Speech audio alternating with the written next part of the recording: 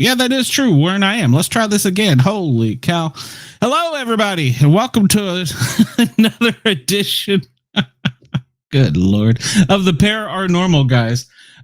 We are glad you're here. Hope everybody had a good weekend or a good week.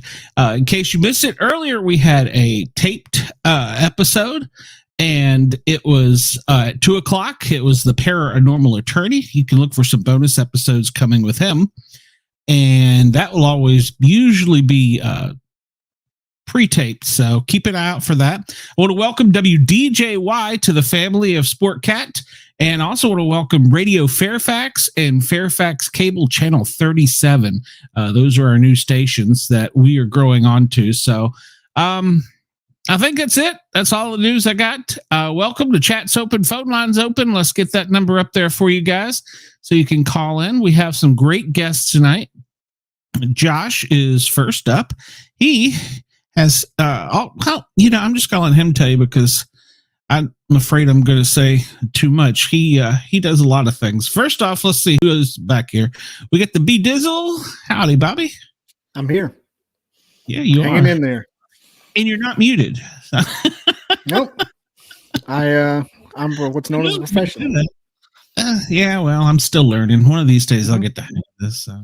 All right, let's bring Josh in. I'm going to quit first. Yeah, well, better I'll lose my mind. Josh, welcome to the show. Hi there. I didn't tell anybody about you, so just go ahead because I screwed up the whole intro thing. So you're fine, no worries. My name is Josh. Hi, Josh.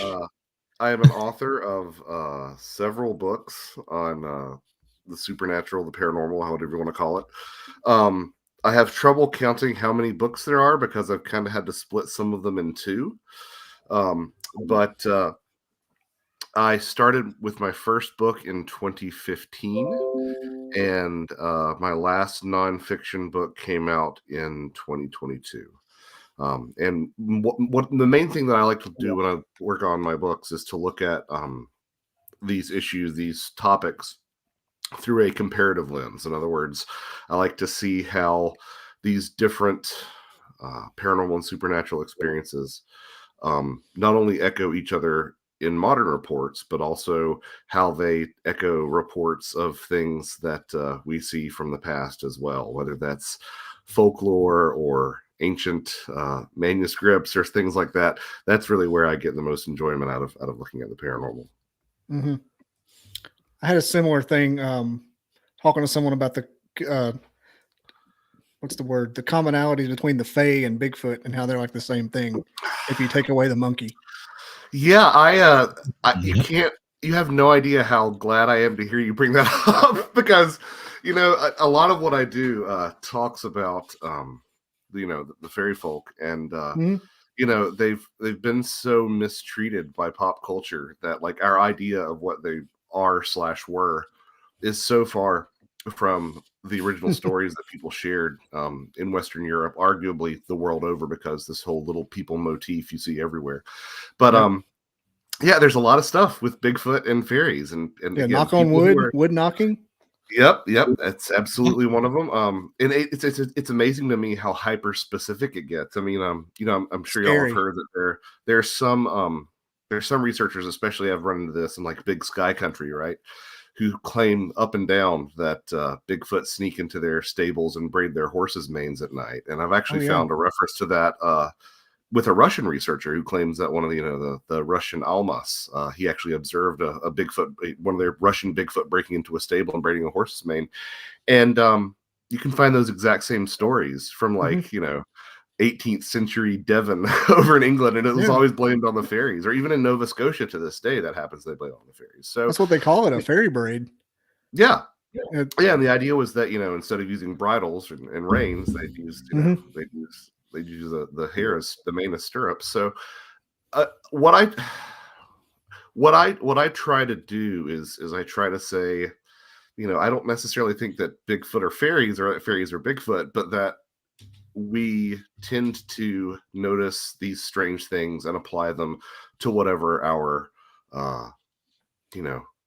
monster du jour is. I'll have your monster du jour, please. Right. It's a special of the day. But I really think that whatever this is, and I do, contrary to a lot of folks, lump ghosts and cryptids and UFOs all into the same category. I have my reasons for that. But I do think that there is some sort of dialogue going on between these phenomena and where we are in terms of our culture and our expectations and things like that. I think that we are very much a part of this. I don't exactly know how that transmission or that these two things playing off each other, how that happens in terms of a mechanism, but I do think that there's a lot to that. Yeah, I was surprised to hear you put them together because a lot of people don't. So now, have you got any personal experience with them? Have you been? I know you and I talked about going out in the woods. You like doing that. Have you had any personal experiences? Well, I kind of have this thing where I feel like I'm paranormal kryptonite, but I've had a couple of things happen. The most dramatic stuff that I've had happen has been around the ghost stuff, which ironically enough is probably why I tend to be the least interested in ghosts, because it's like, well, yeah, they exist. Let's move on to the next mystery. It's kind of been answered for me. It sounds like Glenn. Bigfoot specific. I've had some I call it like Bigfoot adjacent things happen to me. The first was actually it's kind of a funny story. During my honeymoon, we got married here in Georgia, and we went to the Blue Ridge Mountains. And this is before I'd really pursued my interest in the paranormal to the degree that I have today, writing books and such. But I was always interested in it from a young age. I was, a monster kid, and I used to check out all the books on Bigfoot from the library and stuff. And I was being a drunken idiot the last night that we were there, and we were sitting in the hot tub on the back deck, and it was overlooking this valley, and I was just hooping and hollering, making my doing my Bigfoot vocalizations best I could, and went to bed and didn't think anything of it. Now, to sort of set the scene, this particular cabin was at the top of a driveway I would probably imagine half a mile long, real steep. I mean, not quite 45 degrees, but it was real steep. Like, I would not have wanted to start at the bottom and walk my way up. So not super isolated, but definitely not somewhere that I would volunteer to travel on foot. And the next day, we're loading stuff out to the car, and my wife takes, something small out, and she comes back in and says, "Why did you do that?" I said, "Why did I do what? What are you talking about?" And she says, "The rock. Why did you do that?" I said, "I have no idea what you're talking about." And so she takes me outside, and she shows me. And behind the, I think it was the driver's side rear tire, is a rock about the size of a basketball. And, wow. It's the North Georgia mountains. I mean, it's like wedged behind the tire, right? There's a sort of the slope of the mountain continued way on the other side of the driveway, but it was all red Georgia clay, and this rock was very clean. Nowhere else that I could have seen where it could have come from. And I started thinking about, turning over all the different possibilities in my mind, because I'm pretty hard to convince myself when I have an experience. And I said, well, maybe it was some, teenage pranksters. But like, if you're going to do that, if you're going to carry this rock up there, or happen to find this rock up there, and why would you wedge it beneath my tire if you wanted to to prank me. Why wouldn't you put it like on my roof or like on the hood of the car or something, like do something obvious? So, I really don't know. I can't say that's Bigfoot, but it's definitely sort of has a lot of the hallmarks of that. And then Especially since the it's other, like 50 pounds. yeah, I mean, it was a hefty rock. Of course, again, I wasn't like, I wasn't doing this as, sort of a career and a super hyperactive interest like I do now. So I didn't take a picture. I mean, I didn't have my first smartphone until like 2022. So that's another reason why I didn't take a picture. But anyway, nowadays, you're dang right. I would have taken a picture and I would have put my shoe beside it for scale and all that stuff. But no, we just moved the rock and went on home. The other thing that's sort of Bigfoot-ish that I've had happen to me is my good friend and co-author Timothy Renner, lives in Pennsylvania, and he has a research site called Site 7 that he goes to, and there's been some activity up there that's highly suggestive of Bigfoot, rocks thrown, large shadow figures, and of course these anomalous lights, which just so happen to show up at Bigfoot sites for some reason. Mm-hmm. And the first time I ever went to Site 7 with Tim, we get out of the car and we haven't even like started to move towards where we're going to set up for the night. And I hear this huff, really gruff huff, and something starts shuffling away. I'm not great at identifying 4-legged versus 2-legged footprints by ear, by sound. Tim is convinced that it was walking on 2 feet. It was very large, and I can say I do have enough familiarity with, whitetail grunts and stuff, and it was not that. So those are my 2 sort of Bigfoot-esque things. Doesn't mean I haven't gone looking for Bigfoot. I've been in the field a little bit, especially last year. I did the most field work I've done lately, but I haven't really had anything quite to that level yet. So that's pretty much the extent of my cryptid experiences. The ghost stuff is a different story, and the UFO stuff is non-existent. You mentioned the deer grunt. I've often wondered, like, if you've never heard that before, that's got to be attributed to some percentage. Cause, isn't it? Oh yeah, I mean, and also the sound of, I mean, if you get a squirrel, in the leaves and it starts rattling around and you don't see where it's coming from, you're like, what? It's cloaked, you start thinking that yourself too. I had an armadillo scare the hell out of me one night. Yeah. It sounded like a herd of buffalo coming up right towards me. Yep. But yeah, you're exactly right. Yeah, and foxes too make some strange noises. Really strange noises, yeah. And if you ever want to have the crap scared out of you, have an owl right above your tent about 3 a.m. and just let out with a little barred owl. Yeah, just let it out. Then you will swear that somebody just killed the baby next to you. No, totally. So what I tend to do when I do go out in the field is like if you put all your hopes on actually seeing something, right? Like you're more often than not you're going to be disappointed. So I try to approach these things as doing X, Y, or Z with a purpose, right? So like going Bigfoot hunting or going out in the woods looking for Bigfoot is like just being outdoors with a purpose. Like, the last time I did a Bigfoot overnight, I got to hear a pack of coyotes going off, which is kind of cool, to live in the metro Atlanta area and to hear that in the woods. It's it's kind of cool. But you usually hear something quite different. So.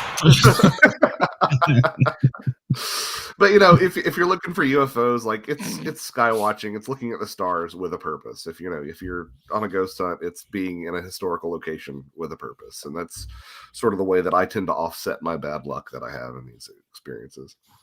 Now, do you know Les Durant over there? I do not. It sounds familiar though. How about Mystic Mountain Pizza? Les is the morning drive DJ at for the Mountain Country, the Blue Ridge. Okay. Yeah. He's a big orbs guy. C5E or CE5. Oh, the big CE5. Close Encounters, the 5th. The calling. He's one of your neighbors. You said Blue Ridge. I'm like, I wonder if they know each other. Yeah, I mean, I'm about we got a nice little Bigfoot museum up there, and I'm about an hour and 15 I had the shirt on minutes yesterday. Oh, nice! Yeah, I love that logo so much. I love that logo so much. The one that has the like the Native American drawing, that logo was awesome. That they have over there. Yeah, that's my favorite. Oh, yeah, I think that's just a great logo. but yeah, so I'm close enough that I can get to the sticks Up in if I need up to. in the North Georgia mountains, one time our group there was probably I'd say at least 8 of us, and we attribute this probably to the fairies. But the next morning we woke up and all of the car radio antennas were unscrewed and laid beside the vehicles. And we were the first person that found it thought, okay, somebody at camp done it. This is a joke. And I mean, we all but had to take lie detectors tests to each other that we didn't do it. And finally we were like, okay, well then how did that happen? If nobody did that. Yeah, that doesn't happen by accident. And North Georgia is the stomping grounds of the Nunyenahi, the one version of the Cherokee fairies. And if you go back through these old stories of the Nunyenahi, it really gets uncanny quite quickly how closely they match some of that Western European fairy folklore. I mean, in the New World, when the tribes speak of little people, you don't see a super strong association with earthworks and mounds and stuff like that. But it's definitely the case among the Cherokee and the Nunyenahi. And I've been to a couple of the mounds in this area that have that association with them. But it's like, I found stories of missing time associated with the Nunyenahi, just all sorts of stuff that really does sound like it's describing the exact same thing that was happening in, Ireland and Scotland and England. Yeah. And it's the sort of thing where it's like, well, I'm not ruling out cultural contamination, that the early ethnographers came over here and they were really trying to shoehorn these indigenous myths into their own scholarship. But at the same time, like, I kind of think that it's just because these different cultures are interacting with something that is highly consistent regardless of where you go. Well, I've got one for you. That same, North Georgia Appalachians, what have you. The mountains are the same in Scotland. The same range from like Pangea. Yes. And they have the same lore. I just wonder, is that the same thing that's been there, or the Scottish people moved here and brought their lore? Well, it's really interesting because they're for the longest time amongst fairy scholars, and that is actually a group of people who do that. They actually, look into fairy myths and it's legends. not just people from Berkeley. Yeah, right.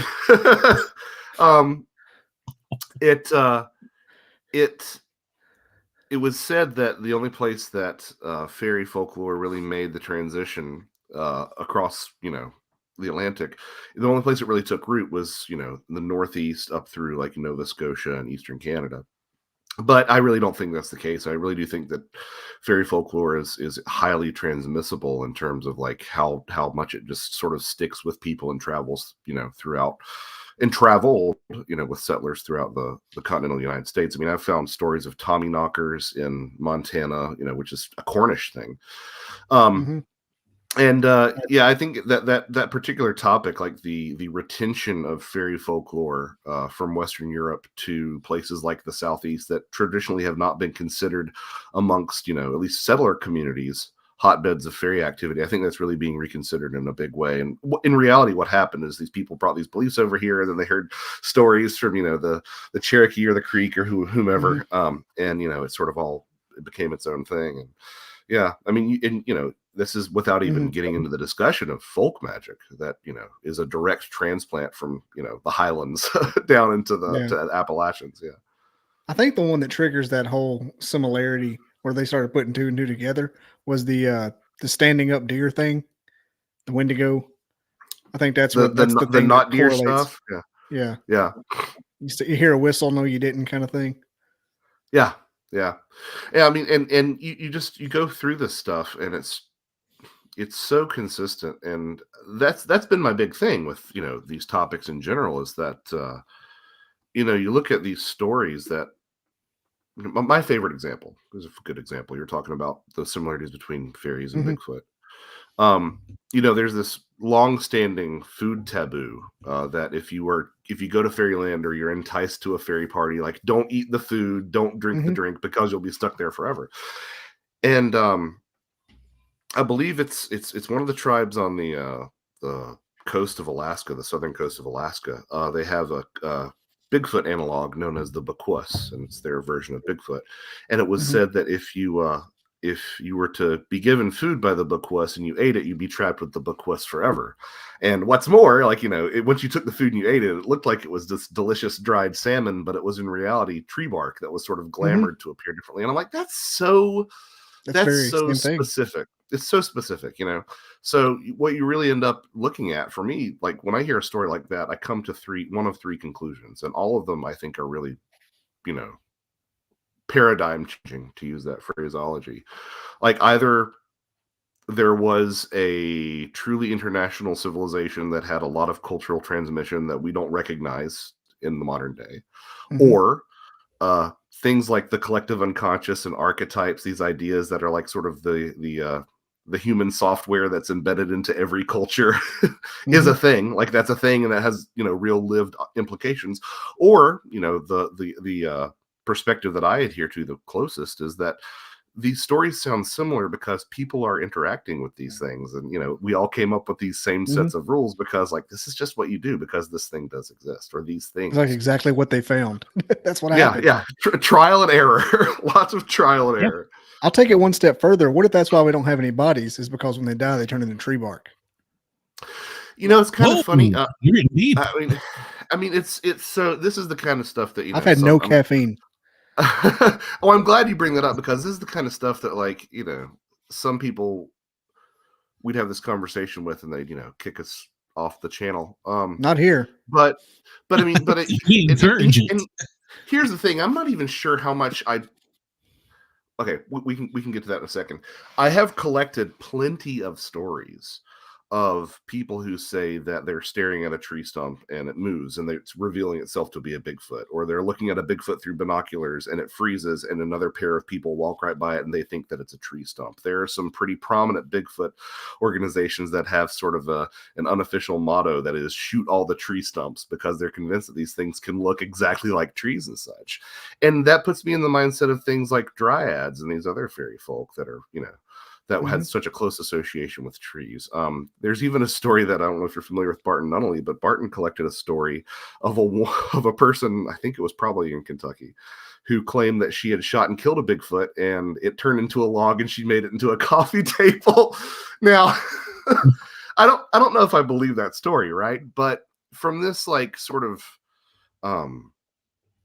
thematic angle, it really is consistent with what you see throughout folklore. And I guess the journey that I would invite people on to get to something as silly, and I say that not because I think it's silly, but I know other people listening would, saying something as silly as, like, maybe the reason Bigfoot bodies don't exist is because they turn into bark. The invitation that I would extend to people with that is that I think that we have our ideas of physical and non-physical all wrong. One of the things that I run into with people who are really still banging the drum that these are giant apes in the woods of North America is that, well, ghosts don't leave hair and scat and footprints. And I'm like, well, actually, that was like the first ghost hunting tool, was to spread talcum powder on the floor and wait for footprints. So we know that, like, these non-physical things interact with the physical world. And then if you keep on going down through that journey of parapsychology, you can see things like seances and poltergeist infestations, where people have these apports, these objects that come out of nowhere. And,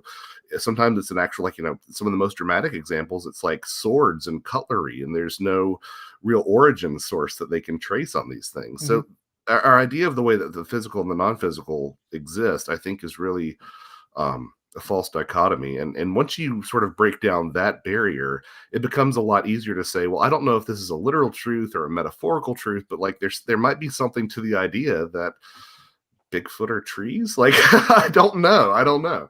But I think it's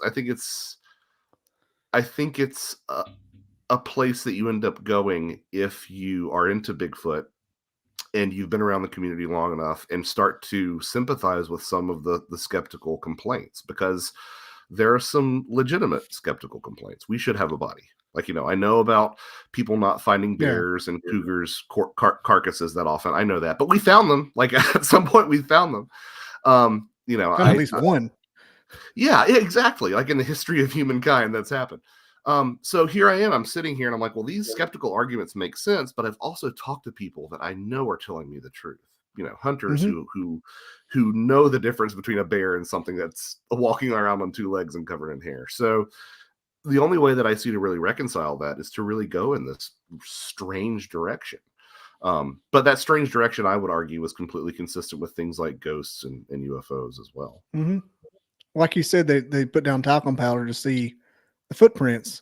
Yep. But what's the one thing ghosts always try to do, and that's suck energy out of everything to become real again. And so it's not beyond the realm of possibility that they were real for like 15 seconds. Just like the the one Bigfoot track, and you don't see any other tracks. Yeah, exactly. That's my favorite. One of my favorite things is when you've got like a solitary footprint, and you hear the explanations like, "Oh, the Bigfoot jumped," and you're like, "My man, I'm in the middle of a field here. There's snow all around. There's one footprint." Yeah, and it's prancing over there. Well, and people will say things like, maybe the Bigfoot is the best jumper in the animal kingdom because the best jumpers in the animal kingdom are the klipspringer, which is a type of antelope, and the snow leopard, and they max out at, I believe, 100-foot horizontal and a 50-foot vertical jump. So okay, well maybe Bigfoot can jump 200 feet. Cool, 100 foot. But then you start hearing all these these similar explanations like, oh, well, the reason Bigfoot's eyes glow sometimes is because they're the only animal with bioluminescent eyes. Okay, so they're the world's greatest jumper and they have bioluminescent eyes. And you wind up with like 15 things that Bigfoot is the best at in the animal kingdom or the only thing at in the animal kingdom. You're like, don't forget echolocation. Oh yeah, the infrasound stuff and all that too. Yeah. And then so you can do that. You can say like maybe Bigfoot is the most miraculous animal on the planet and it's flesh and blood, or you can say, hey, look, there's a whole history of beings and, for lack of a better term, spirits that human beings have encountered, and it's entirely consistent with what we're seeing in modern day Bigfoot reports. That's your other option. I have a good friend that he says that he had one, dead to rights. If he wanted to shoot it, he could. He literally saw it, and he said it pixelated in front of me. He said it was literally like you see a camera get real close in focus, and then it was just gone. And I've known this man for 20 years. I've been out in the woods with him. He's a search and rescue expert. I have no reason to think that that's not what he saw. You know what I'm saying? It's like, how did they do that? Well, I'll never forget this moment. I had this. I was doing a podcast with a pretty prominent paranormal personality, and we were talking about the possibility of Bigfoot disappearing. And they said, "Well, couldn't it have just jumped behind a tree or jumped into a ditch?" And I said, "Yeah, but the person said that it disappeared before their eyes." And I said, if you keep walking that logic back, oh, well, it could have just done this, and it could have been this, and it could have been that. You keep walking that logic back to its final conclusion, and you wind up with, they saw a bear.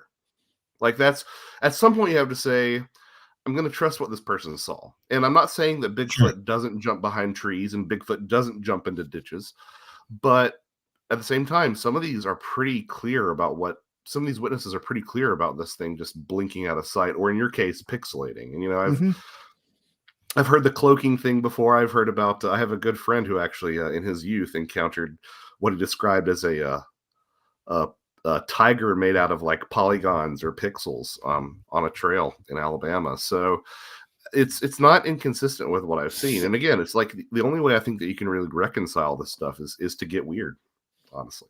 Yeah, it explains it somehow better than it being a hidden ape. And people, I think if I'm taking a temperature of the room, so to speak, I think that these communities have warmed up to that in a big way in the past 4 or 5 years. I think they're open to it being able to do something, but they don't know what. They don't want to jump all the way off. Right.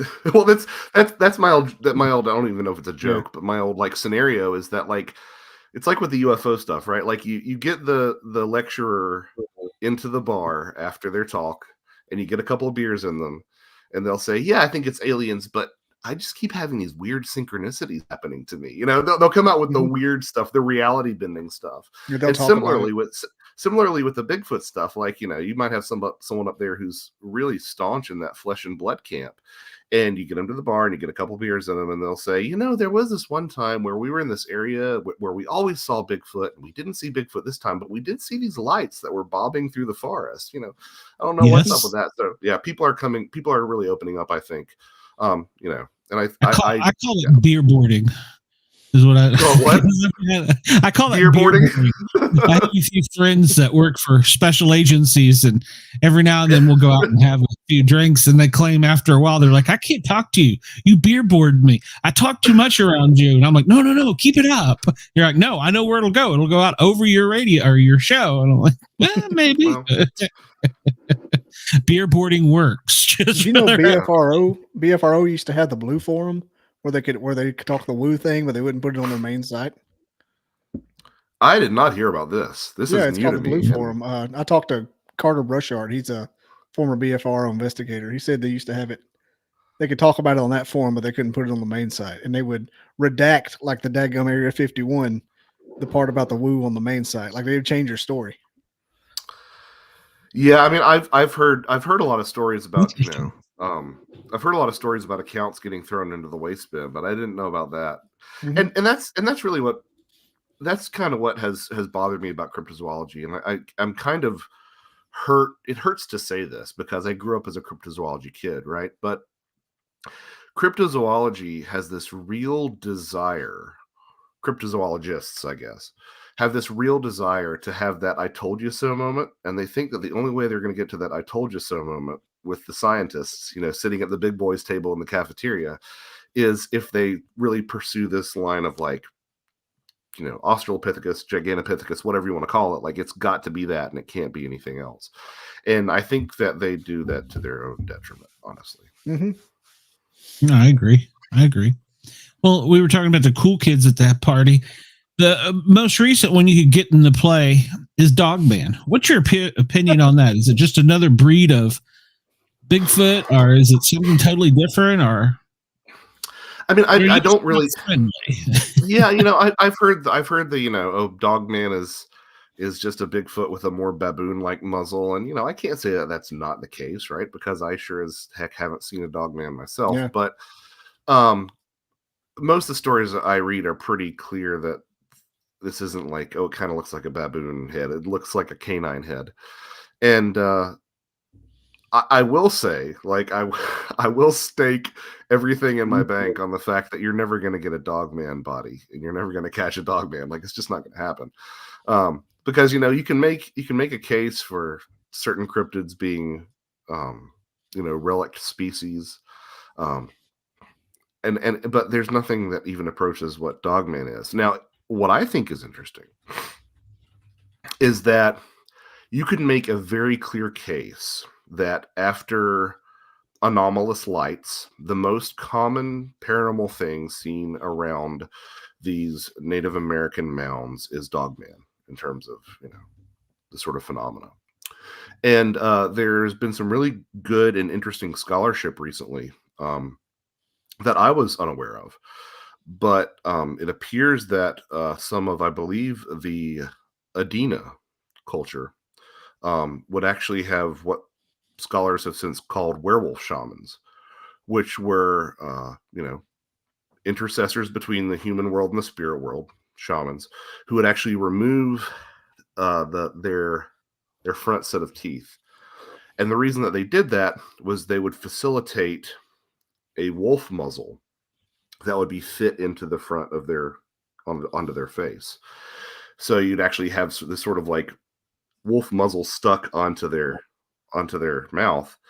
And they would also, there's evidence that they would dress in wolf furs, and this would be used during certain ceremonies. And, as with a lot of shamanic practitioners, combine in either rituals or consumption of entheogens that would sort of facilitate trance states. And the fact that you have these mound building cultures basically creating werewolves, and then now that those mound building cultures are no longer existent, people seeing dogmen in the vicinity of these mounds centuries later, I think that there's something to that. I don't know if it means that the spirit of this half wolf that people conjured up way back when is still lingering around. I don't know if it's the spirits of the shaman or their totem spirit or something. I don't know what it is, but I feel like there's a connection there. That's something. Stuff's wild. Yeah. Well, and there's also it's also kind of consistent with the fact that third place, I would argue. Well, UFOs are in there too, but it's kind of in that anomalous lights category. But Bigfoot does show up with a loose affinity for mounds as well, and there have been effigies of clay pipe effigies featuring what, for lack of a better term, do look like monkeys, and they're actually called monkeys by archaeologists. And the idea is that some tribes passed a monkey along through this trade system all the way up into Oklahoma or wherever the particular site happens to be. And maybe that's the case, because I went to Cahokia in St. Louis over last summer, and they discovered bronze plates there that were made in Etowah, which is like down here, and it took me 8 hours to get to St. Louis from here. So it's like there was a significant trade route going on. But like the idea of an animal staying alive that long, like a monkey, I just don't know. I think it's easier to say, oh, maybe we have, these cultures are tapping into these sort of spirits, and that's sort of what's lingering around. It's a very half-formed idea that I have, but I will buy that more than I will the idea that we're dealing with a flesh and blood werewolf that's running around. And I would 6-foot wolf. Yeah, but again, like, and the people hear me say this, and they'll be like, "Oh, you don't believe Dogman witnesses?" And it's like, no, I absolutely do. Like, I've heard too many of these stories. Like, I don't know if all of them are true, but there are some people who have encountered something that the best term for would be Dogman or werewolf. I just don't think that you're going to shoot it and kill it. And then once you start sort of looking at werewolf traditions in, especially in Western Europe, there's something to that as well, I think, that speaks to the Dogman thing. I find it really interesting. There's a whole subset of Bigfoot reports that I'm really fascinated by. They don't get nearly enough press, but it's Bigfoot wearing clothes. I don't know if y'all run into this, but there are some instances of Bigfoot being seen wearing pants or flannel shirts. But the most that I've found is Bigfoot wearing a belt. And, we normally think about werewolves in the context of getting bitten by a werewolf and then you turn into a werewolf, or being cursed or something along these lines. But one of the means by which you could become a werewolf in European witchcraft was that the witch would give you a belt or a girdle that was enchanted that you would put on, and then it would turn you into a werewolf. So you have these big hairy figures running around with belts. It kind of makes me wonder, again, I don't know if that means that that's literally what's happening, but it's the motif is consistent through time, and I think that's really fascinating too. That's another one on the same vein as a tree bark. What if the cover up is true and there are a people, and we're not finding bones, we're just finding John Does? And yada yada yada. I am really sympathetic to, if there's a Bigfoot cover up, it has something to do with the fact that the United States government has been mistreating a population of human beings in America for all these years. I mean, that seems. Yeah, right. That seems to be pretty consistent with the government's MO. Yeah, I've been having a message back and forth with a researcher from Indiana, I think from Indiana, about the cover up being like a subset of people, for lack of a better term. He said that's the whole thing. Yeah, I mean, well, it kind of puts me in the mind of the UFO stuff too. I mean, if you look at the reasons for. If you look at the reasons for cover-ups, and conspiracy theories aren't really my bailiwick, but I know enough about them to know that, like, the main reasons that governments cover stuff up is to hide from shame. Like, you know what I mean? It's either to exercise power or to hide from shame. They don't really care about, the truth of UFOs or the truth of Bigfoot warping our minds and making us, unproductive citizens. Like, they just they're always looking out for their own just best interests and keeping things easier. It's kind of funny. I've one of my own favorite conspiracy theories is that, like, the DNR is entirely, in Fish and Game, are entirely aware of the fact that mountain lions are populous and back east of the Mississippi. They just don't want to do the paperwork for it. I've heard that in numerous occasions. So, Black Panthers. So yeah, it makes sense that, like, the government's like, look, there's this group of hairy people that we don't know what to do with, and if it gets out how we've mistreated them over the past 200 years, like, it's going to be really bad. Same thing with the UFO thing. If you look at sort of the history of of authority structures persecuting things, it's usually around, power and issues of spirituality.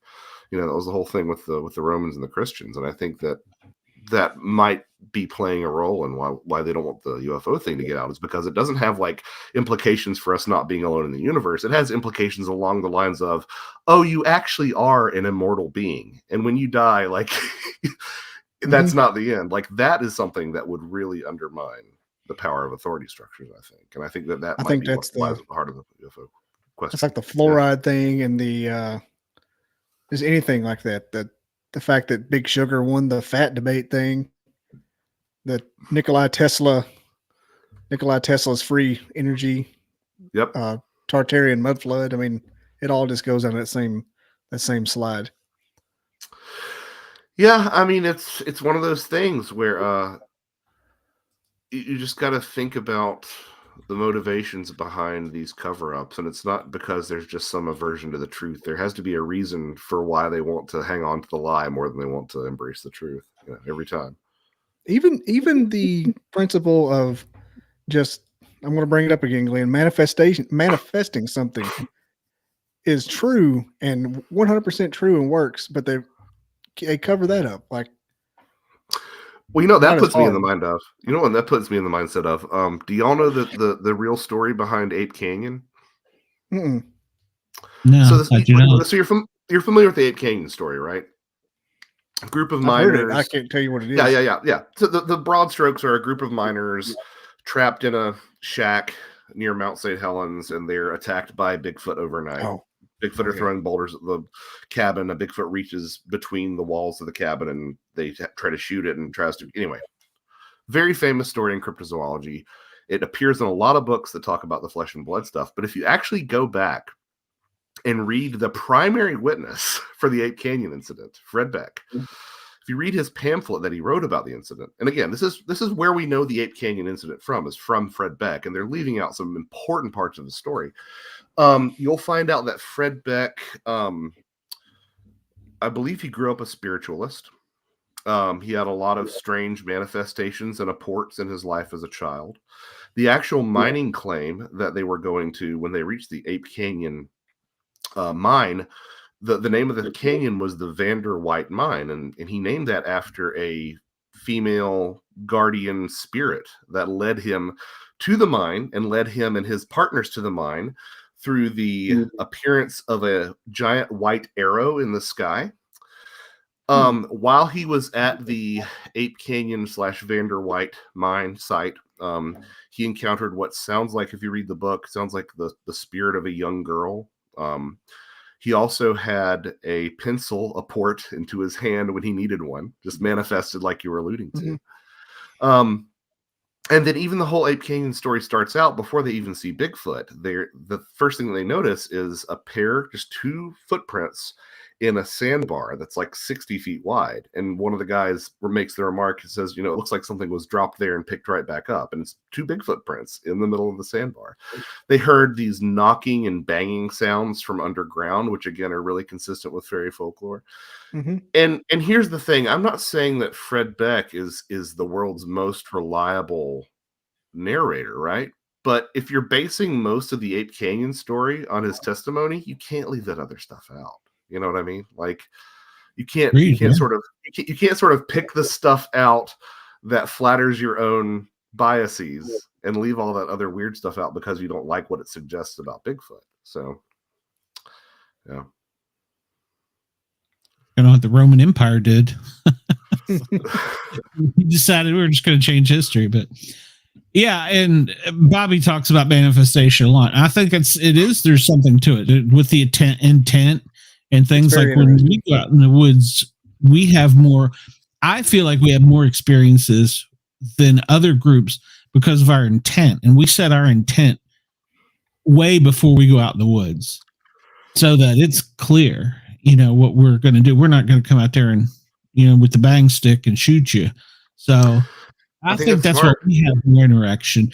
And I think it's also not just the mindset. I think it's more of an open mind too. Because I've been out with people and I've been like clearly like okay, that sound is attributed to a Bigfoot. And the guy's like, I've heard that my entire life, and I always thought it was a bird. You know? Yeah. Yeah. Well, there's something to that sort of like, and again, this puts me in the mindset of like set and setting with psychedelics, or the way that people will say that their alien abductions change character based on, whether they approach them with fear or with openness. But that's something that I believe it was Rob Riggs talked about when he was doing stuff in the Big Thicket. He talked to some folks, I believe they were indigenous, who said that, if you go out there and you want to do these things harm, they're not going to show up. And sure enough, if you look, across the world at the work of Igor Burtsev, a researcher who studied the Almas, the Russian Bigfoot, he also said that he had heard from the old folks in the Carpathian Mountains, I think, that if you before you even put on your firearm to go looking for them, they knew that what you were doing and that you were coming for them. So there really does seem to be something about sort of approaching with an open mind and whatnot. I am really frustrated because I've tried going out into the field completely skeptical that nothing's going to happen, and I've tried going out completely believing that something's going to happen, and I've gone out trying to be right there in the middle, and nothing ever seems to happen. So I don't know, maybe I need to hang out with you. Hey, let's do it. Bobby's thing about barred owls don't throw rocks. It's one of his favorite quotes. We were up on Trey Mountain, and we weren't even out looking for anything. We were just out four-wheeling, and we set up a camp that night. Things were being thrown at us, and it's like, okay, that can't be raccoon. That can't be squirrel. So it's like, we weren't even looking for you, and it's like, they're letting us know they're there. So I think it is sometimes just, it's just your mindset. It's some of the best experiences I have been going out and just staying at the camp. There's my t-shirt. There's my t-shirt I sell. That's amazing. I should pick one of those up. One of my guests said that one time. He said, barred owls don't throw rocks. I'm like, that's going on everything. Yeah, it's one of those things. Like, you listen to the complete skeptics about Bigfoot in general, and like, that's something that's a really tangible thing that happens to people that I have yet to hear a good explanation for. I'm like, maybe there's a bird that happens to drop a rock on me, but to have it happen multiple times in the course of a couple of minutes and coming at a horizontal trajectory, like there's something out there with hands that's throwing something. There's no way around it. And they're like that big sometimes. Just yeah, exactly. Yeah, it's too big for a bird to even throw. Yeah, it's one malicious bird. Yeah. But again, we're talking about the fairy stuff. Like, thrown stones was a hallmark of those fairy encounters, and to this day, it's something that appears in poltergeist. You don't happen to know Jason McLean, do you? He's kind of in your same space. Yeah, I know him pretty well. He's where I got the fairy thing from, and I haven't aired his episode that I had. Me and him talked for like 3 hours. I'm like, I don't want to let this guy go. Usually I'm respectful of people's time. I'm like, okay, I'm not cutting it off. This is up to him. This is all gold. Yeah, and we went, and he got to talking about pterosaurs that he saw in Texas. I haven't heard that story from him. That's a good one. I'm going to clip it out. But he swears he saw. He says it was the ramifractoid pterosaur, just like a giant reptile head. Ramfractoid. Yeah, and like the heart-shaped tail. That's that thing. Yeah. And he said it had the heart-shaped tail, and it was blending in with all the other egrets and stuff, and you couldn't really tell, but it got like 5 yards from his face down a canal kind of thing. So he says he thinks I got to bug him about that. Yeah. Yeah. So now there's a thing here called sandhill cranes, the ribeye of the sky, and you get like a that's what they call them. Not kidding. I want to try one. But you get like a permit to kill 2 a year. And one of my friends had it, and he held it up. And it was like as long as he was. And he's a big dude. And I sent it to Jason. I said, you know what I thought the first time I saw this? And he just sent me back a laughing emoji. That was the thing that they kept on wanting to blame the Mothman sightings on. And Keel actually went to witnesses with a picture of a sandhill crane in his pocket and said, did it look anything like this? And they were like, no, it didn't look anything like that. So those things are big. We pass by about 200 or 300 every Sunday going back home. So you said ribeye of the sky, that they taste good? That's why they call them that. They say they're delicious. Man. Don't you want one? Can you picture it? Yeah, no, that's on my, I that's on my my game meat bingo card now. I didn't even know it was an option. But yeah. The county I'm from in Alabama is just next door to where I'm at now. But it's all mountains or it's all swamp, and there's a giant waterfowl refuge. And so these sandhill cranes are in like packs of hundreds, just up next to the road. They look like little dinosaurs. Yeah, I bet. Yeah. Yeah, I bet. And they'll get in the fields and stuff by my parents' house and uncle's house because it's just kind of marshy. And it's like, man, it's like a gallimimus walking around out there. Streaky-mimus. Yeah, you show up and it looks like the mud looks like there's been a herd of dinosaurs going through there. It's just if you pay attention, and you know the shrink wrap thing with fossils, how they do that. Everything is just as compact. Oh yeah. The shrink wrap principle. Like you just picture like what they would actually look like a dinosaur would if it was just kind of fleshed out a little bit. Just because I've seen people doing recreations of like hippopotamuses. Yeah, and the same way. Swans. Like that, yeah, and swans and stuff. Yeah. and a penguin would look like a velociraptor looks to us if it was shrink wrap. Yeah, I love those. I love those drawings, and it really makes you think. Like, we just and you know how fat a chicken is. And a chicken's a T-Rex. I mean, I don't care what anybody says. That's what a T-Rex was. And you think it looked like that. Where T-Rex is delicious. I'm just saying. Okay, come on. We all know that the only things that chickens eat is corn, right? Yeah, and their own feces. Yeah, right. And if you take a frog, those of you listening, if you take a frog, throw it in the middle of a pack of chickens, it will destroy the frog in seconds. Oh, and lizards and mice and it's the most incredible thing. Sometimes. Yeah, it was the most incredible thing growing up was to catch a frog slipping, just toss it in there. Oh my god! At BobbyDizzle.com. Jeff Goldblum would show up out of nowhere and say, "Life, found a way." Like, where were you hiding, Jeff Goldblum? In the shed. I'll go back now. You're just trying to get PETA after me again, aren't you, Bobby? Good.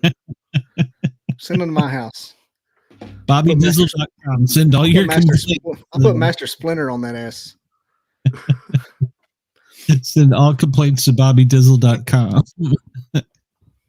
I'd never heard that with a frog, but that doesn't surprise me. They destroy it. And a mouse, like he was saying, anything.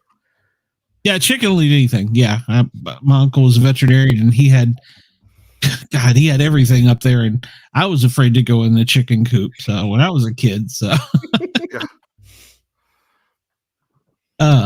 well, if you had your choice of any encounter you could have with a cryptid, which would you want it to be? Is this the same as my favorite cryptid? Because my favorite cryptid's kind of a weird one, but I don't know if it's necessarily okay. Well, you can do it. Got to be the Puckwudgie. No. My favorite cryptid is actually the Nandi bear, which is this like half bear, half hyena that was supposedly seen in Kenya back around the turn of the 20th century. Because it's just so weird and nobody ever knows about it. That's like my hipster cryptid answer. But it could be just a giant. Oh man. But if I really had to pick, I would say it'd probably have to be a Bigfoot encounter, like an unambiguous. This is absolutely what you're seeing, Bigfoot encounter. But the thing is, I wish for that, and then I've got a window with some blinds over it right above the monitor here, and like I don't want to open the blinds and see a Bigfoot staring at me from this far away. Like I want to 50-yard daylight Bigfoot sighting where I'm strapped, and then those are my parameters. Yeah. What's the shortest acceptable time you'd want to see like a full frontal sighting to call it valid for yourself, for your register, for your brain to go past the adrenaline, just like, okay, it's not a bear, and you can just focus in just a little bit? I think I could get away with 3 seconds. Three? Mine is 10 because I'm like, I'm trying to think of it. Well, that's true. Like 10 seconds. Because it depends on if it's stationary, full frontal, just standing there. I think I could get by with 3 seconds. But here's the thing that I've experienced from my ghost stuff, is that as time goes on, you start to talk yourself out of it. Like, I don't know Yeah. how dramatic the things that y'all have had has happened, but like there is that impulse, right? You know, if somebody asks you about it, or you're like thinking to yourself, you're like, maybe it's not like I remember it. And like I always try to bring myself back to that moment and be like, no, this is exactly like this is what you think it is. Like you have to remember how you felt right when you saw it, or right when you experienced it. So yeah, I would probably try to talk myself out if it was less than 3 seconds, and I think 10 would probably be pretty good. I had a 3-second sighting just this past November, again with Tim Renner at Site 7, of what might have been a ghost light. I'm not sure. Site 7 is really amongst Tim's colleagues and friends. Like, it's really known for its anomalous light sightings. And we were coming around a bend, and in the crook of a tree there was a light. I thought it was a headlight. It had that same quality. It was not paired. Between the crook of the tree for about 3 seconds, it went from 4 o'clock position to the 10 o'clock position diagonally. Went behind some foliage or tree trunks or whatever. In other words, I lost sight of it for about twice over the course of those 3 seconds, but I saw it. And I said to the guys, I said, "Oh, it's a headlight over there." And they said, "There's no road over there at all. Like, there's a mountain and there's a road on the other side of the mountain, but there's no way up there." And it was dead quiet, so it wasn't an ATV either. So I saw a moving light. But that's the thing, like, so much of the stuff I have in my experiences fall into this sort of maybe category. So I would need, like, that long-term, that long stretch of time to talk myself into what I saw. Yeah. I think what I want to see is pupils, and like just enough, like focus in on what that is. That's how you got the full face. Yeah. Maybe just a couple details, 10 seconds, 1 Mississippi, 2 Mississippi. Well, yeah. So yeah, I say 3 seconds, and it's like, well, if it's kind of got its back turned to me and it's moving, I might be able to talk myself into it being a bear. But yeah, if you can get like a full face, that's something else. Mm-hmm. Gotcha. All right, man. Well, I don't want to keep you, but I will talk to you soon about some things. Where can people find you? You got anything coming up recently, or? Yeah, absolutely. Book, another show, or? Not another book for a little while. I'm working on some projects, but you can find more information about me at joshuacutchin.com. That's JOSHUACUTCHIN.com. Coming up on March 23rd, I'm teaching a 9-class course on the near-death experience through the Cosmos Institute. That's Cosmos with a K. Their website is cosmosinstitute.org. And it's going to be a lot different than a lot of other near-death experience classes because it's an outgrowth of my work on my last nonfiction book, Ecology of Souls, which is sort of showing how a lot of these different encounters with the paranormal have a lot of the hallmarks of near-death experiences, and how death seems to bleed into these other encounters, even though we don't necessarily think that it's related. So that's cosmosinstitute.org, and that class will start March 23rd. Cool. All right. Well, we will put all that in the comment or the post-production stuff too. So shoot me a link with some of that, because I'll forget half of this. So will do. I'll do that right as soon as we sign off. But it's been a great time chatting, fellas. It went by quicker than I thought it would. It really did. I'd like to maybe have you over on my show one of these days, if you wouldn't mind. Just let me know. Drop me a line. Yep. There you go. Stealing my people again. I'm not trying. I hate an interesting person. I'm sorry. That's what I do. No, well, absolutely. And I got an idea for something I want to talk to you about too. As soon as you start talking, it just a little click. So, all right, Josh. All right. Well, thanks for coming. I appreciate it, and we will talk to you soon. Sounds good. Thanks so much, y'all. All right. See you soon. All right. Let me do my thing here about. Let's get ready to rumble. I'm Miranda Maverick, and when I'm in fight camp, I never listen to the Sport Cat podcast. Hello there. Welcome back. That was a great show. It was a great show. All right. Well, we have, she's been patiently waiting backstage, and I hate to keep a lady waiting. So we have Tiffany. I think you're familiar with Tiffany. You're the one who introduced us. Hello, Tiffany Doran. I thought you were going to be at Paranormal Odyssey. Thought you were asking me about being on there, watching that. Oh, I didn't know we were on. Looks like I am watching the show. You sure are. You were watching it. She was afraid to be left alone with me. So. Yeah. I've slept with him in the woods. It's a thing. Was he Oh my God. But was he the big spoon or the little spoon? He was the whole drawer. He was That was the big spoon. Y'all are funny. Look, The before the tent show, my whole setup on my desk fell. So my ring light had balanced there perfectly for 2 weeks. And as soon as I was getting to go on with y'all, like everything fell. So You know, in our pre-show stuff talked about that, didn't we? yes, Talking about crazy things happening. yeah, so my lighting is completely off, but it's fine. Oh, you're good. You're good. We're gonna have this on radio as well, so they won't see you on radio. So Well, good. I'm always said I had a face for radio, so it worked for me. So Y'all are funny. oh well, thank you, Tiffany. Tell us a little bit about yourself. I'm dying to get a hold of your books too, so we're going to talk about that too. And missing some comments here while I was pushing other buttons. pushing Mr. buttons. Wendell's in the house. I was talking to him. Yeah. earlier. Wendell's here. Wendell's always here. Yeah. Wendell is my favorite fan that I can't steal from Bobby. So Bobby gave a deal on the shirt. I know the story. Wendell met me and Alan Cersei and put us in the same category. So I'm keeping Wendell.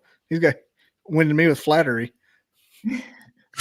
Now I introduced Wendell to Alan Cersei, who's a famous author from Tennessee, and the lead singer of Heartland, who I know. You know, I loved her first. He's like, that's him? I'm like, yep, that's him. That is funny. And he puts me in the same category. I'm like, yep, you're right, Wendell. That's a good category to be in. I only give Bobby Dizzle 3 stars. So Aluminum. Tiffany, Album's going to go aluminum. good Lord, tell me. I know you've got books, and you love Dogman.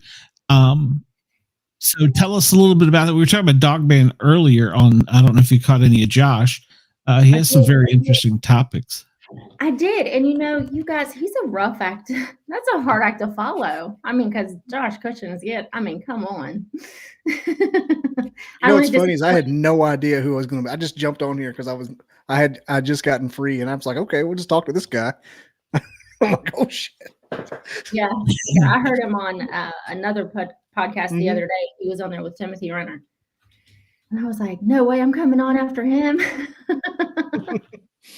That's how it is. Better step up my game. You've got this. I've got. You hang out with Wayne Cutherow all the time. You're good to go. Yep. It's true. Y'all are going to be at Smoky Mountain Bigfoot thing this spring, or is it summer? I don't remember. July. Summer. We're going to get there the 26th, but the Bigfoot Con in Smoky Mountains is the 27th. Okay. That's a good time. I went to one, I guess it was right before COVID. Yeah, it was right before COVID, and it was really good. So, and then I think they canceled it for 2 years because of COVID. So, but they've had it a year since then. But yeah, it was a good time when we went. So that's wild. That's the only thing that got canceled in that area during COVID. You were up there like 8 times during then. From 2020 to 2022, I was in Gatlinburg like 9 times. I think it was probably the speakers where they were coming from, flying and all that stuff, travel. I think that was the biggest part of it from what I heard from, gosh, I'm trying to see his face. Can't think of his name, but I think that was the biggest thing. It was the travel, because people didn't want to get stuck on a plane or, with that group. And so I don't blame people. So I didn't want COVID, but I ended up with it anyhow, and I stayed home. So you're special. That's special. I went to Gatlinburg with COVID.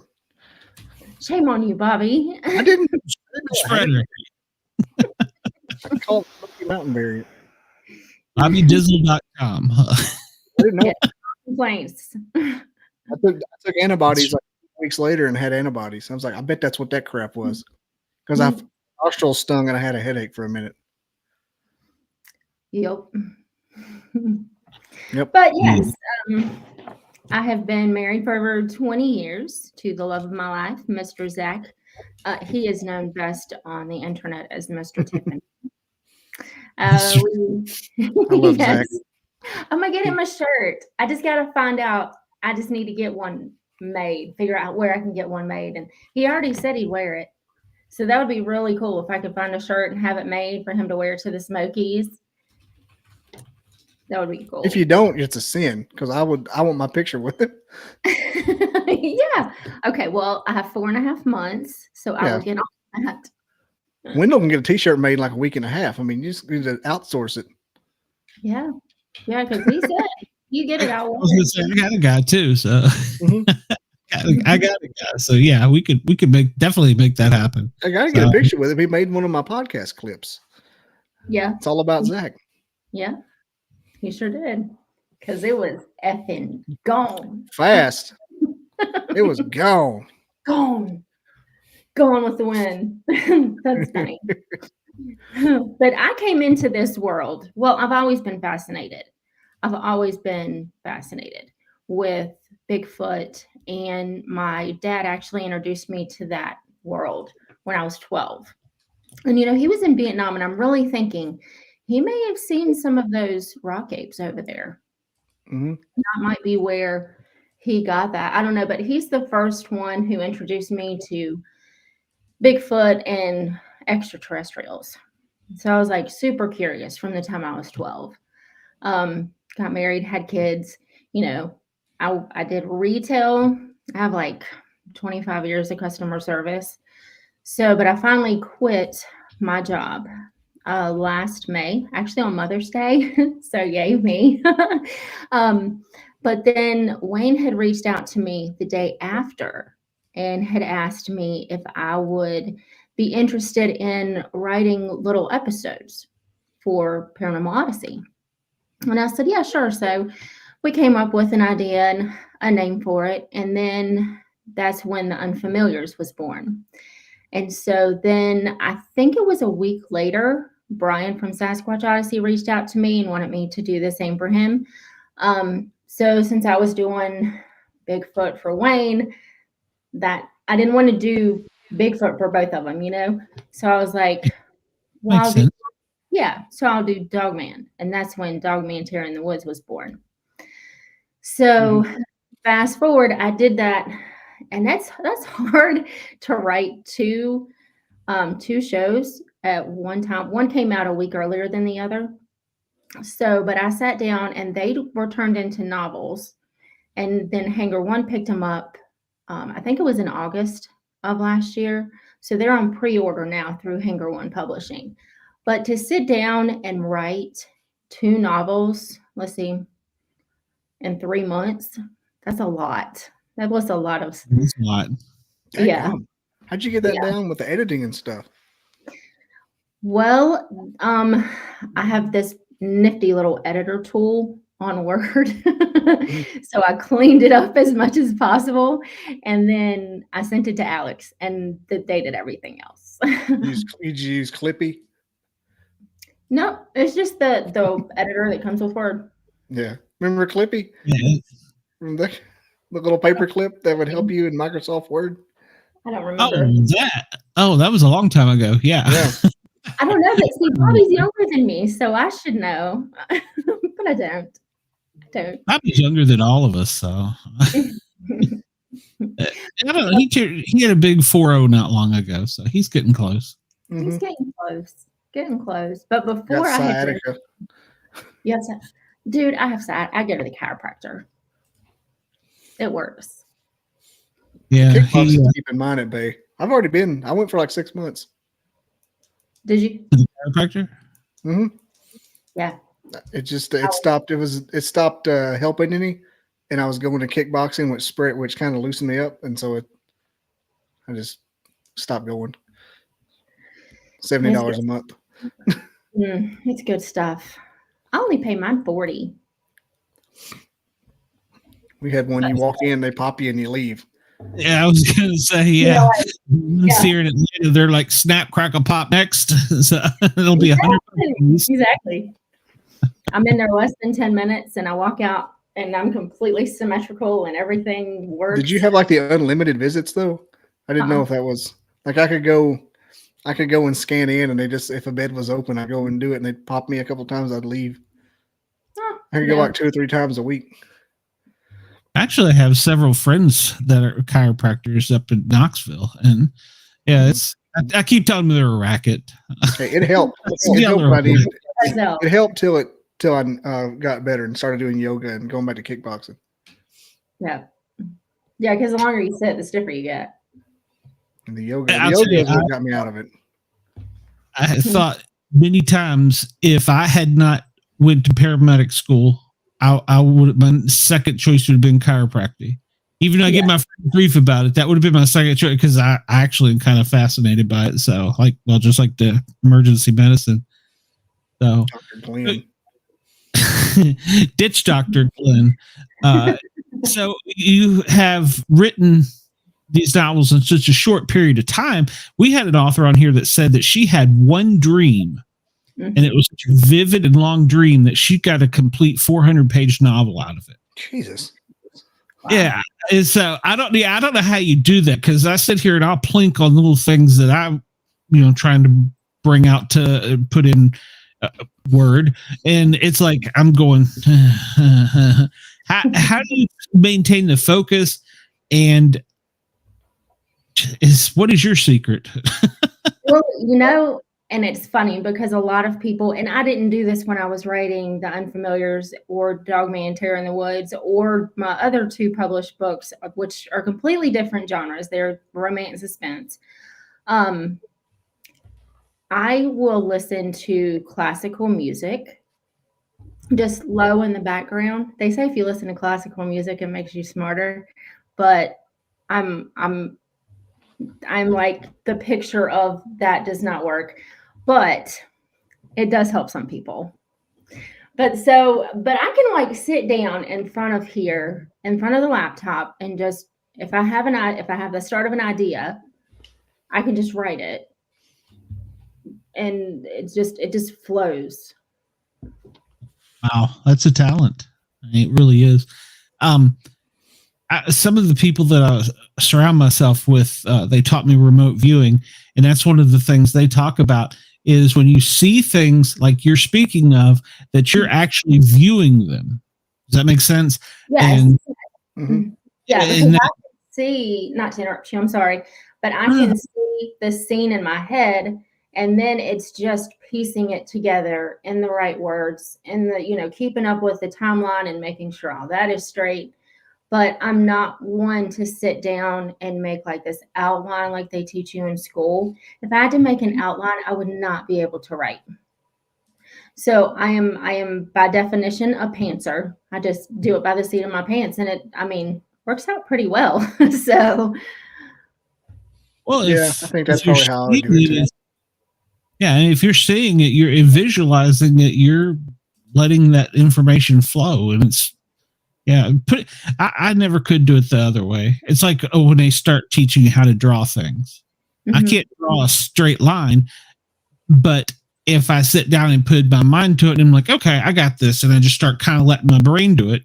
I can't. No. What's they call a murder board, where they take in all the characters and do the yarn across it? Yes. In like a big room. That's how you see a lot of the authors doing it. Just have just a room in their house full of stuff.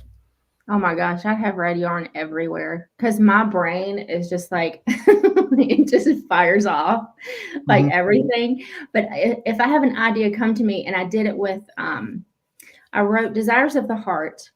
I finished that in 2017. But it's one of those things, if you're driving down the road and an idea comes to you, you need to, make a note to yourself. Because I'll forget it by the time I get home. And it doesn't matter how close I am to home, I'll forget it.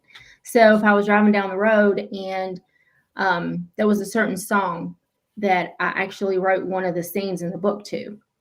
So then I took that song and I made a mental note of where I was going to put what I was thinking in this book per this song. So when I listened back to the song, I knew exactly what I was going to write. How do you make a note when you're driving? This is a serious question. Well, you have, your phone. You could talk to, I can't say it, but you could talk to SIRI. The S word. Yeah. I've done it before. You know how you can just tap the side to the screen and it slides down all your options. Hmm. And I've hit like video and just out of the corner of my eye and just made sure it was recording, glance at it real quick, and then made it like that. You could do it like that too. Because I got my phone on my dash like a cop. So Yeah. it's not safe, but like when you're on a stretch of road, nobody's there. You got a quarter of a second. So I was we got- seeing if there was like a secret button that you had like a shortcut created where you tap it 3 times and it comes up with the audio app or something. All my police friends at BobbyDizzle.com. So Come at me. My motor's bigger. Come at me, bro. My motor's bigger than every cop's motor. whatever. You gotta drive a Toyota. It's a 5.7, brah. These cops driving Ford Explorers around here. Get off me. Oh, yeah, Alabama they do. So Yeah. Tiffany, have you ever had any experiences with these creatures that you've written about? I know the Dogman is one me and you talked about prior to this. Have you had any personal experiences? I have not. And thank goodness I have not with the Dogman. And all the stories that you hear and because I did, even though Dogman Terror in the Woods is primarily fiction, I did do research because as a writer, when you write, you want people to understand that, you do understand what you're talking about and everything's in proportion with what is being told in these encounter stories. And so I did do a lot of research on it, and I am super glad that I've not ever had a Dogman encounter. I don't blame. I haven't either, because all the encounters I've heard have not been pleasant. They're not the warm and cuddly bears, Not that I say Bigfoot is, but by far the people that I've talked to that have had any type of encounter, whether it just be seeing one from a distance, they express that they didn't have happy thoughts and they knew to get away. So yeah, there was one I listened to the other day. Not to promote another show on your show, but it was a podcast I was listening to the other day. And he had a gentleman on who claimed to have had a Dogman experience. I think he had seen the same one twice. And then he had a very negative experience with the third one. But the first one, he was saying that he was a young child, I think maybe 12 years old.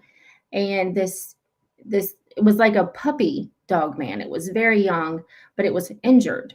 And so he had walked in there and he actually tended to it. Once it was aware that he wasn't going to hurt it, it allowed him to tend to it and fix I think his paw was hurt or something.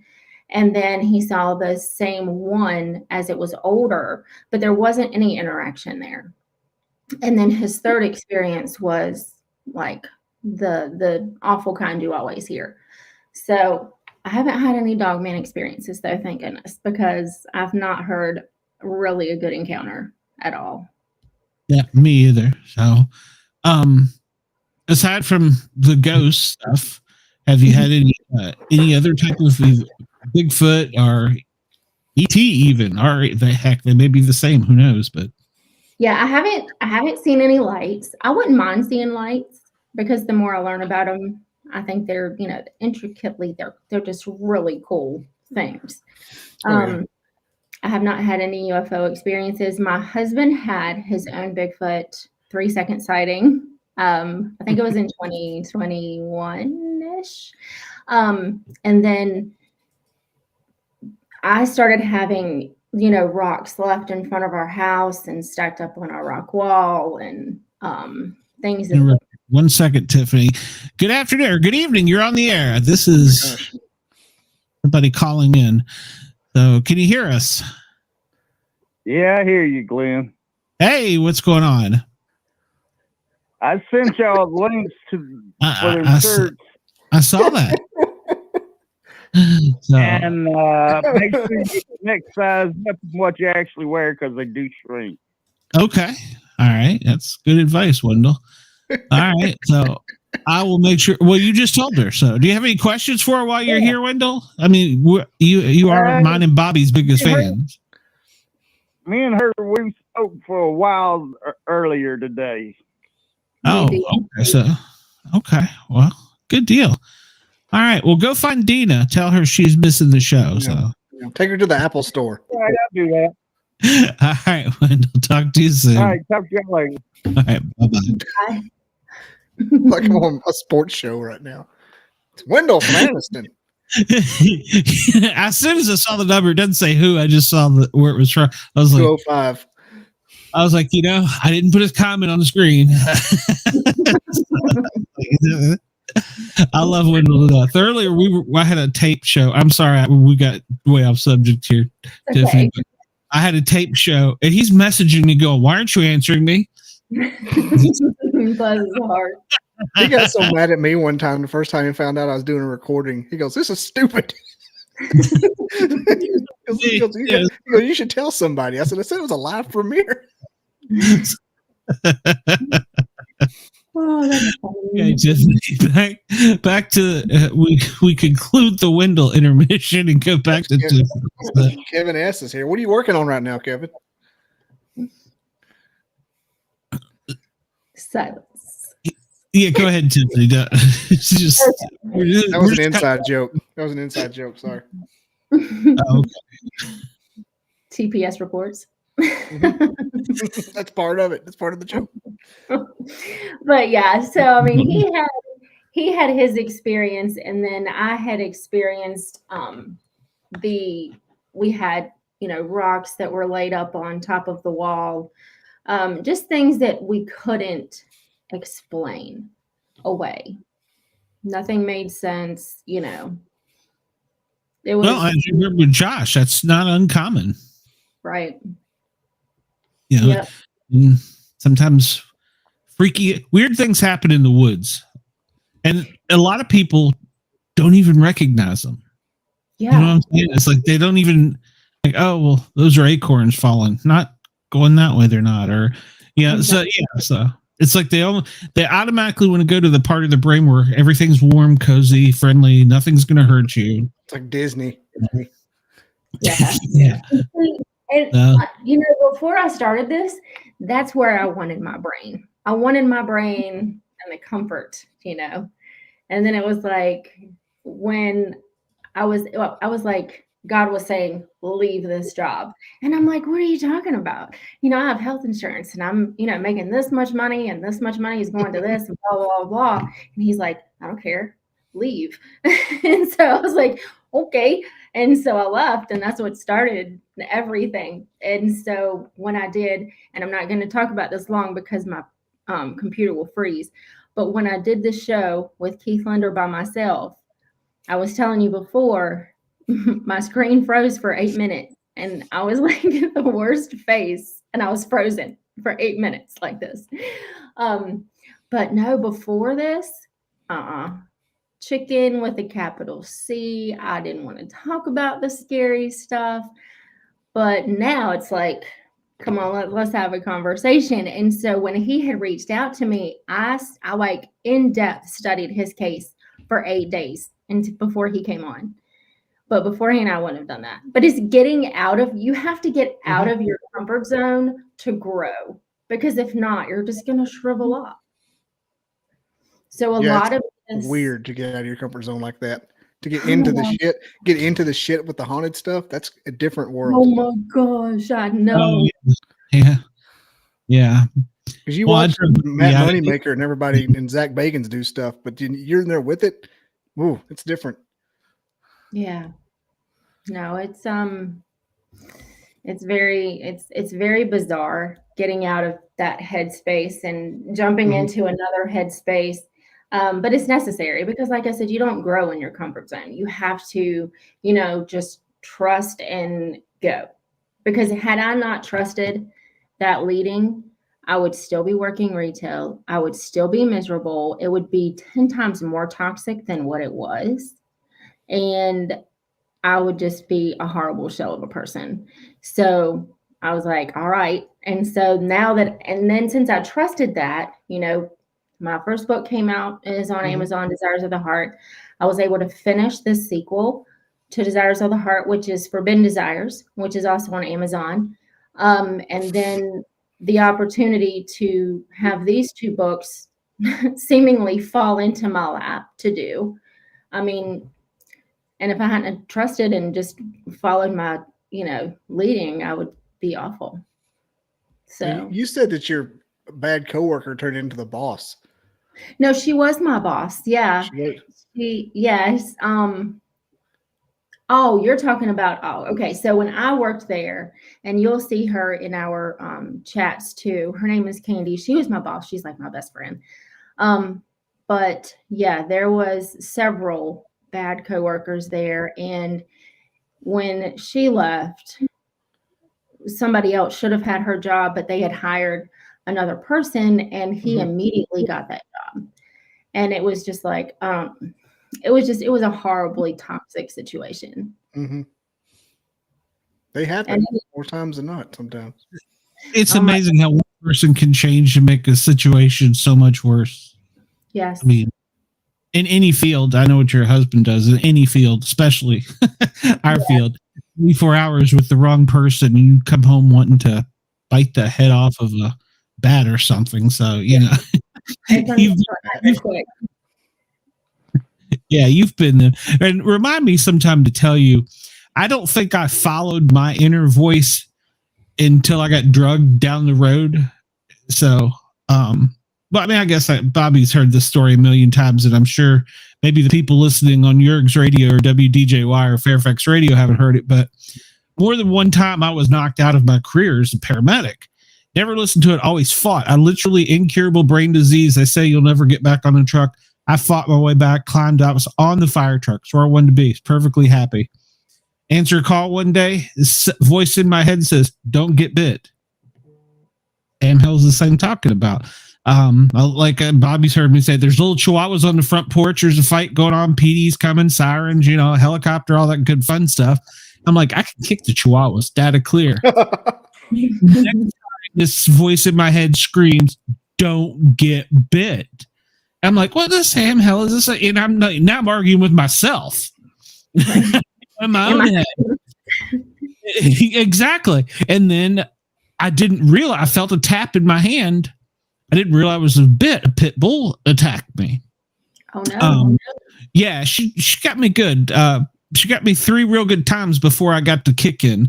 And so that took me, I can't hold or grip anything, so can't fire, you can't lift stretchers, so it took me out a lot. But the thing that I remember is every time before, because my wife brought this up, she said, "That was your 3rd strike, dummy." I'd had a roof fall on me at the fire department, got back up, went to it, had the incurable brain disease, forced myself back in. This was it. She goes, "You go back in, you're going to die." Right. But at the end, after I was bit, it told me, and it hurt like hell after I got bit. It said, "It's only going to hurt." The voice in my head said, "It's only going to hurt for a little while." Well, that's reassuring. You could have said, "Don't look out for the dog." I'm now arguing with this voice in my head. Blood's running down my arm. There's a fight going on the front porch. Cops are running by me. Nobody notices me and the dog scrimmaging in the front yard. And then it said, "I'll never forget." What it felt like. "I'll never forget this." The voice said, "Everything's going to be okay." Mm-hmm. I'm not clear what that means, but I feel more at peace with it. And me and Bobby have gone back and forth about the manifestation, a bunch of other things. So maybe I should listen more often, I guess. My wife would agree with that, I'm sure. So she wanted me off the streets a long time ago. You guys, Lord love you guys, but y'all in the EMS field, y'all are just stubborn. You're just so dang stubborn. Well, it's fun. What other job can you have where you get to drive fast, you get to cut the clothes off of women, and you get tickets? Come on. What's the best in the world? Okay, but can we be real, Glenn? How many women? Maybe 2 in 20 years. How many good-looking women were there that weren't 80 years old? Yeah. Oh, okay. I ran to the strip club, all right? You had the answer. You had the answer is the funniest part.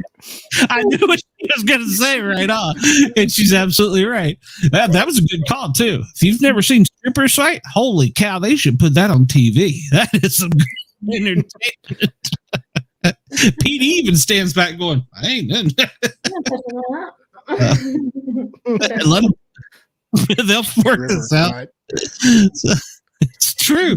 Glitter dust flying like fairy dust. It was great. It wasn't until they get the high heels that I got a little bit worried. But we'll say it for another story. Man, see, Tiffany, I warned you. Ooh, shiny, and I'm gone. So Squirrel. It's okay. exactly. And I'm gone. But, it's fine. But no, you were talking about that you had eventually come to terms with it and a peace about it. And that's how it was for me too. Because I fought it. I fought it too. And I was like, I can't leave all this laying on the table. I just can't, But then the longer I stayed, the worse and worse it got. And then I was just like, oh my gosh, I can't stay here. And that's when it, Zach was telling me to quit. My friends were telling me to quit. But it took that inner just peace saying, it is going to be okay. You're being led away from here for something better. This isn't where you're supposed to stay. It's time to move. So I get it. Yeah, I haven't figured it out. And I talk to Bobby pretty much every day in some shape, fashion, form, text, messages. And, a little perverted, honestly. Well, I kind of got a man crush on you. And you're Bobby Dizzle. Come on. Perfectly acceptable. How do you not like to be Dizzle? I told him with this stuff, with the podcast and stuff. Some days I don't have a clue what I'm doing. He's like, "How are you doing this?" Hell, I don't know. So it's just fun. It's natural. Yeah, and so I'm finding my inner peace with it. Like, but it's not. It's just still. It's recertification time. I'm sure you know what that means. I do. And I was to the point where I was like, I don't have all the classes and I don't know if I'm going to do it. Right. And I was finally like, well, but what if I needed to go back? So this was a research class. but that's the more, I guess, realistic. If I got to feed the kid or wife, kids, whatever, I guess, there's still, I could do something. So I guess that's the more logical part, but the rest of me, it's taken a while. The PTSD sucked after the dog bite. I never had anything like that before in my life. And it wasn't just one call, it was a bunch of calls, but yeah, it's getting better to where it feels like this is what I need to be doing. Yeah. So I'm just retired though. Aren't you retire and get paid? Well, there's a legal battle with the city that it's not really ongoing at the moment. We're kind of in mediation. You told me this before. I just forgot. Yeah. I've always thought you were retired. It's the age. Well, it's my oldest, the gray hair. It's the city. The city is great if you're going to go out on the 25-year plan, then give you the watch and let you go down the road. The city is a bunch of jerks when you have to go out and cost them a fire truck because you needed 3 surgeries to repair your arm. So, so they fight me for everything. And anybody listening, oh God, I'm going into DC. I'm saying this. The government will lie. The government will lie to you. They're your best friends until no.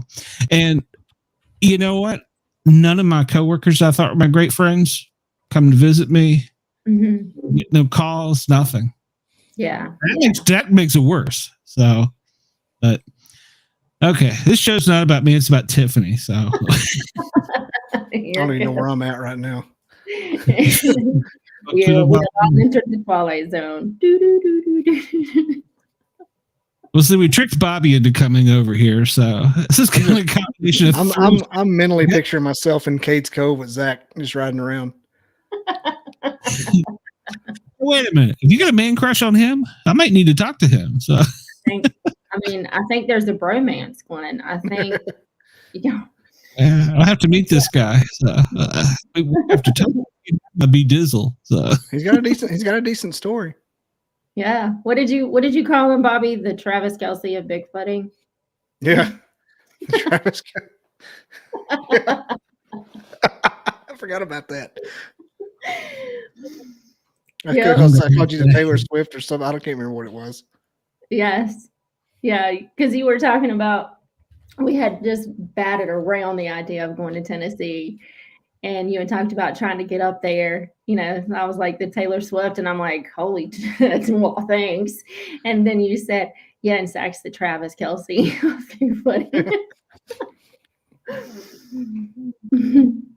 That's true. I'm gonna have to meet Mr. Tiffany. So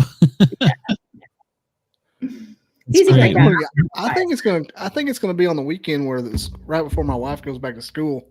She's a teacher, and so I may have like a green light to get the kid out of the house, at least one or two of them. Oh, that's cool. So I may be able to come up there. That would be fun. like, well, so just grab one or two and come on. Yeah, like I'm so excited about this. Well, we haven't been on vacation for several years, and of course, you know, I quit my job, so there went that.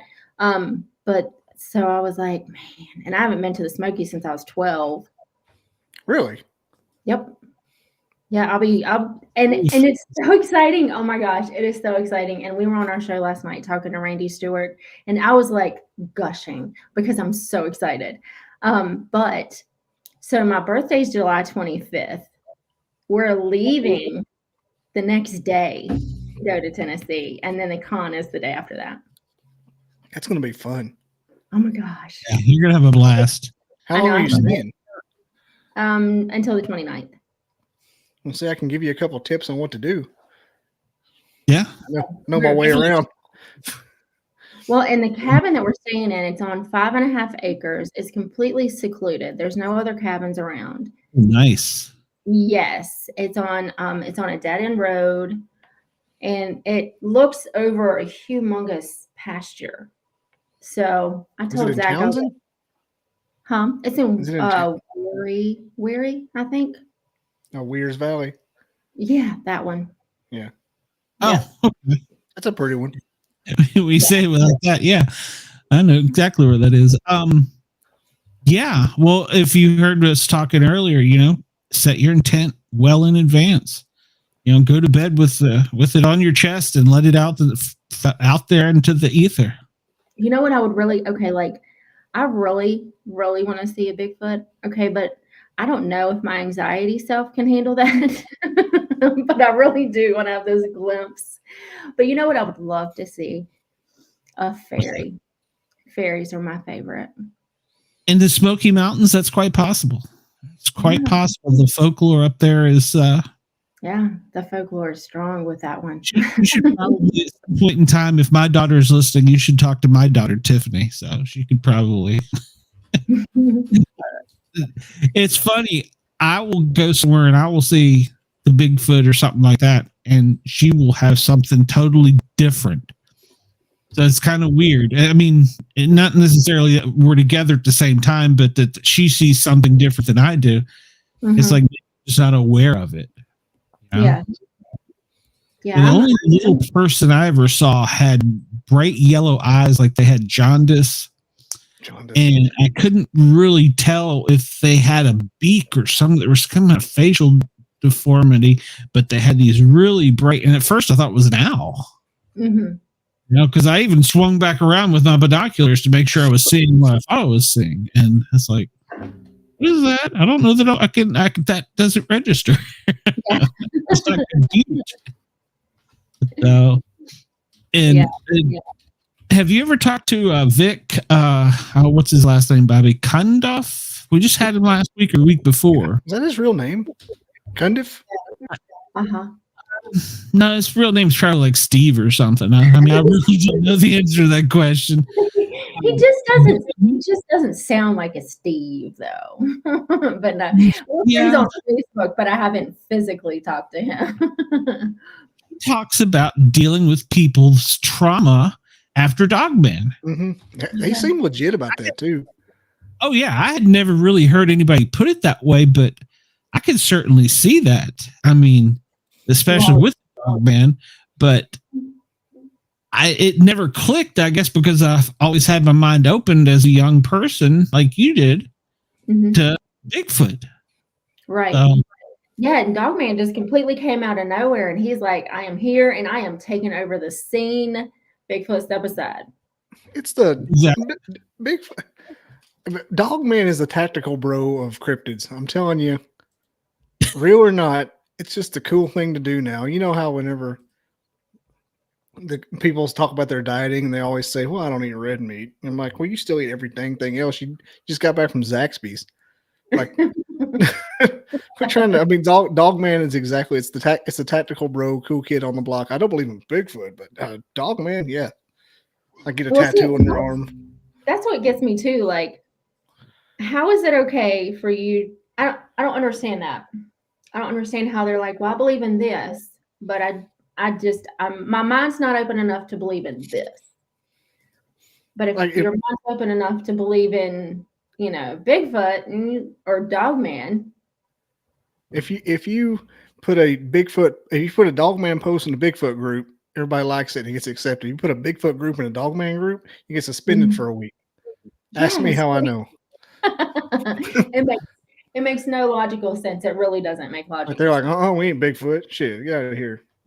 Redneck. No, it was the same. It was the same way if you would put UFOs and Bigfoots together there for the longest time. Mm-hmm. It's probably just been the past 10 years that it's almost been getting accepted that there's some connection with them. Dogman. We did that live, and it was me, Brian, and Wayne on that Bigfoot podcast about the Bigfoot and the UFO connection. And there were, I don't know, it was a mixed crowd, and it's a mixed crowd on the Paranormal World Production Facebook page. Like, you have some that are like just so passionate that there's this connection, and then you have some that are so passionate that that's just a bunch of shit. You know what I mean? Yeah. But you have these incidences where you have Bigfoot being seen with UFOs or coming out of one or going in one, or the orbs turning into Bigfoots, Portals. How do you explain portals? Everybody pretty much will agree portals exist, but how do you explain them? Right. I got nothing. I mean, I've not personally seen one. I saw a video of one that was from our campsite, but I don't know what it was. I don't know how it appeared. I don't know what, so. And then definitely not going near one anymore. Right. Because you don't know what's on the other side of that. I got an update on that for you too. So yeah. But, and how dare you, Glenn, to not take a picture and put it all over the internet? There's that. Well, do you know Trey Hudson? He's the leader of our group, and he's an Alabamian, and he's been holding on to the video. He had a pretty high up position in the government, so I think there was another reason for not releasing it. Not that he knew something secret or anything. I'm not trying to throw conspiracy theory on Trey, but I think if you say something like, I saw a little mice men dancing on my piano top, and you got a job like that, they're gonna sack you. So, so I don't blame him one bit for that. But bad things happened with our portal incident. So, I might be thinking about that one where people went in to I don't know. I watch a lot of things and listen to a lot of things. Into the portal. And 2 people had a bad experience not long afterwards. Yeah. So it is. Yeah, probably. I won't go any further because right now it's really personal. So I'll tell you off the air. It's private. So we can't explain a lot of these things, but that doesn't mean they don't exist. That doesn't mean that,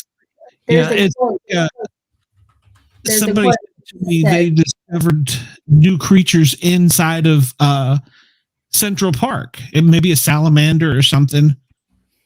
It's the most populated area on the earth. Yeah. You know what I'm saying? I just go ahead. I interrupted you. I'm sorry. It's okay. I was just going to say there's a quote, and I can't remember who wrote it, but it said the evidence of absence is not the absence of evidence, or something like that. I can get behind that one before. The absence of evidence. Yeah. Yeah, it's not the evidence of absence. I said it backwards. You guys know what I mean. But it's true. Just because people can't see it doesn't mean it's not there. I always say they haven't not found it. Yeah, right. Exactly. It's like getting yelled at for not doing the dishes. I haven't not done them yet.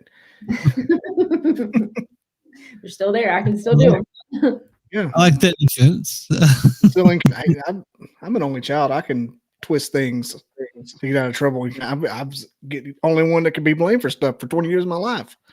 I can get out of anything. Like, not anymore, man.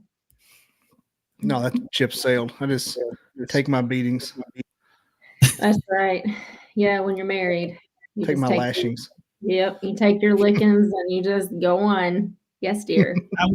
I don't know if you've met Mrs. Dizzle, but she did come in one night and completely push him off of the set. So really? Mrs. Dizzle, it was great. I've invited her back. I've installed a vault door back here. I was going to say, I've not met his wife. Yeah. He was like, not even the people in the chat like me. They like her more than me. But that's how it usually works. My whole family. I know Zach came on. Dizzle.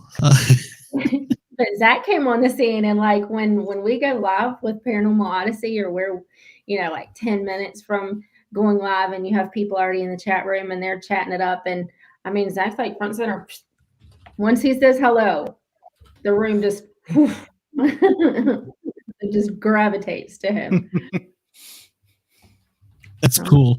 That's cool. It's great to have that much of a following too. So, and there are a lot of really good people in this field, I guess is the best way of saying it. So Yeah, I've made a lot of good friends from it. I have too, and I've met the greatest people that I never would have met ever. Mm-hmm. And I'm not, I mean, like you and Bobby and Wade and Brian, and the list goes on and on and on, because everybody that comes into the chat rooms, and I mean, just sweet and just dear, kind people. Now you do have your I'm being polite because I know I'm on YouTube and radio.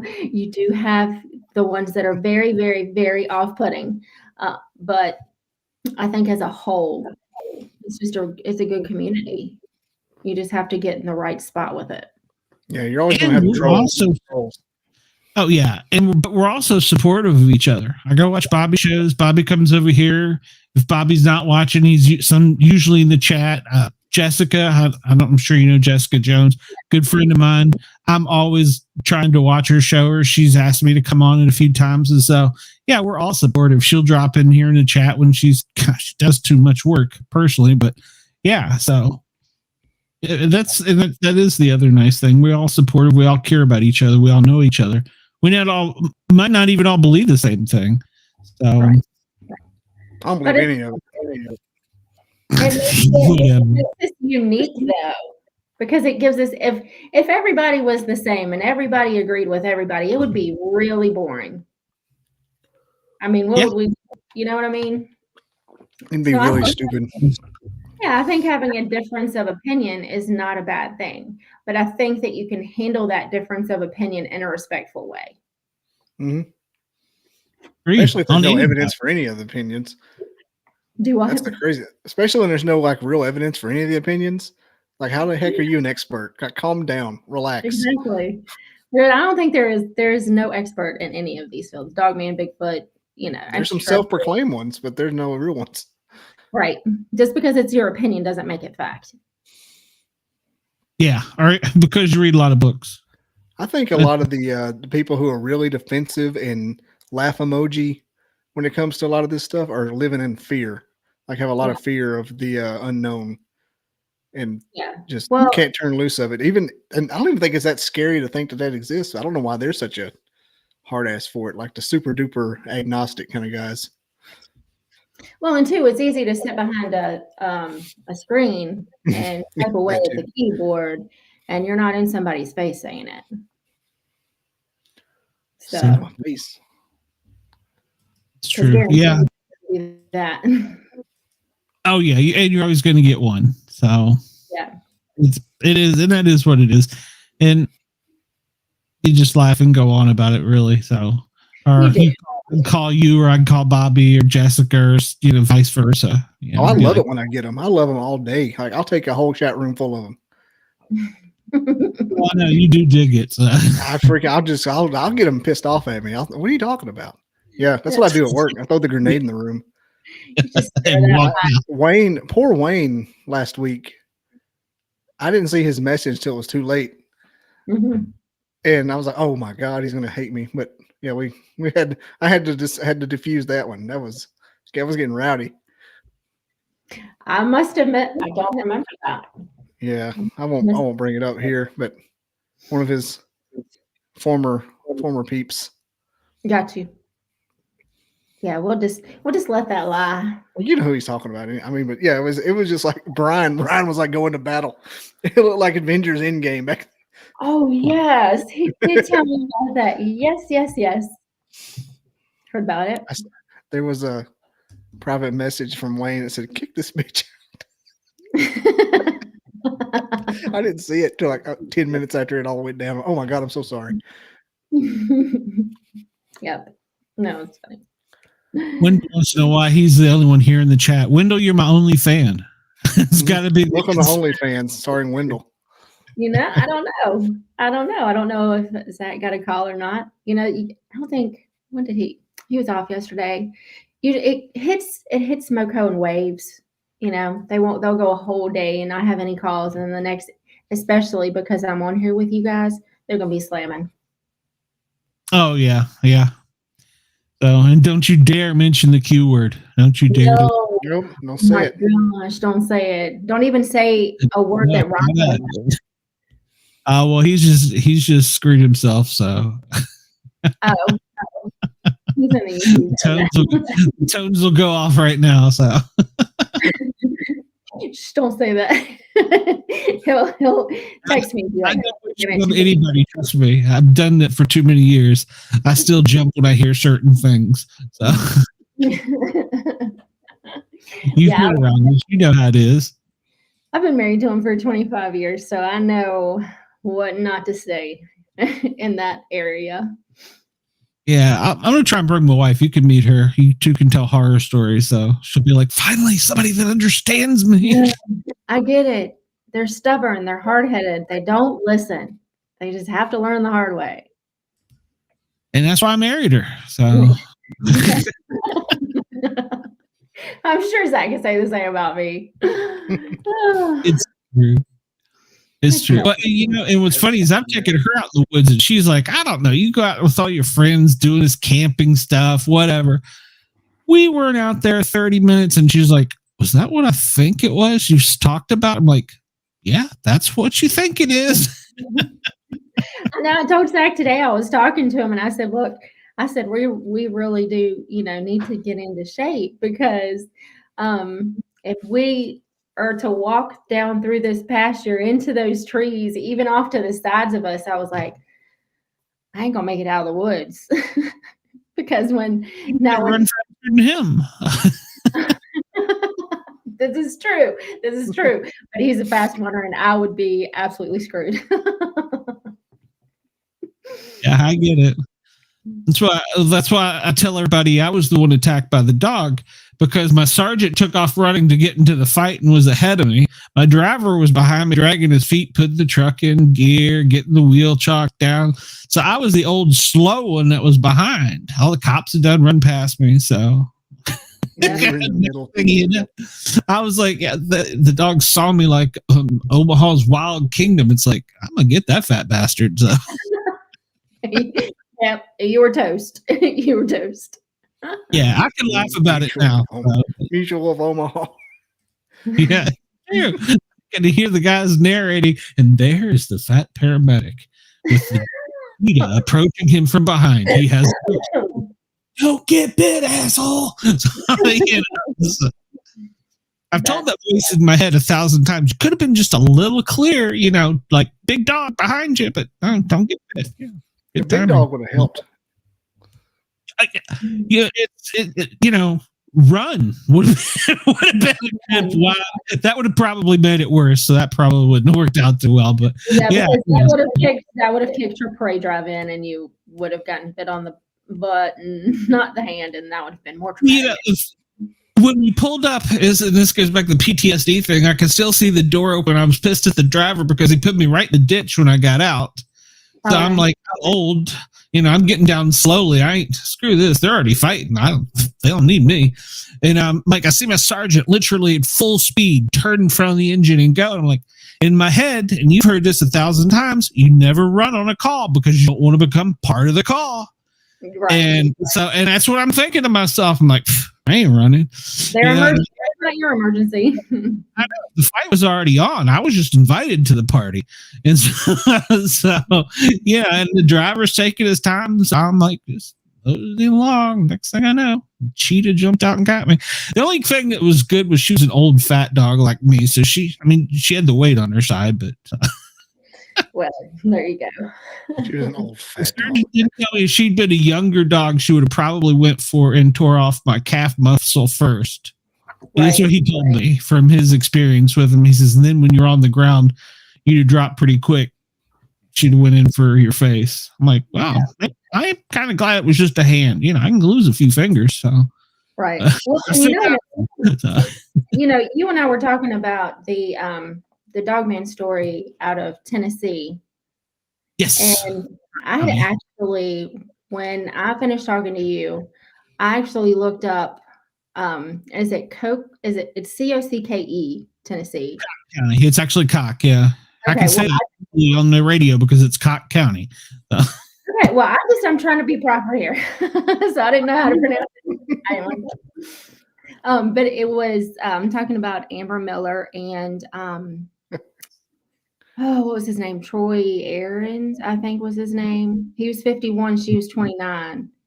And so I looked up that whole thing. And when you were talking about the pit bull, that made me think because it was comparing, they were saying that, or this guy was saying that he found Amber leaned up against a tree and there were 3 cane corsos licking her and she's crying, saying, I don't want to die. And she's like trying to get up this tree. But so they were comparing the bite force of a pit bull to a cane corso, just to have some kind of comparison there. And it was, I have a hard time understanding why a dog that was just attacking you is going to stop and just lick you. So when I was reading that, that's not what they do. I was like, what sense does that make? Yeah, you're right. Yeah. It doesn't make any sense. And so the guy was found, and they got to hype up the story. You know how it goes. They got to hype up that story. He had methamphetamine in his bloodstream and blah, blah, blah, blah, blah, blah. Okay, well, but they cannot identify with him nor her. It's all speculation, and I understand that. But the coroner could only say that it was massive, body injuries with her, and she became sepsis, and she died from her injuries. And then with him, he had scratch marks across his chest and numerous attacks, and there were paw prints found on the ground, but nothing definitive saying it was dogs. Yes. And I'm like, Dogman, we don't think about that in 2021. Yeah. That was when somebody brought up to me recently, and I wish I could find them, a PDF file of the actual sheriff's department report, and the detectives, I guess it would have been report. And I can't find them. I've never heard this before. Cock County, Tennessee, there was a lady that she died. Let me rephrase that. After being attacked by a wild animal. They brought DNR in. Why would you bring DNR in? Yeah. There was a lot of strange things with that case. And DNR plainly says in everything about, we want no part of this. No way, any way we can deny any culpability, we want no part of it. They're like, we don't do police investigations.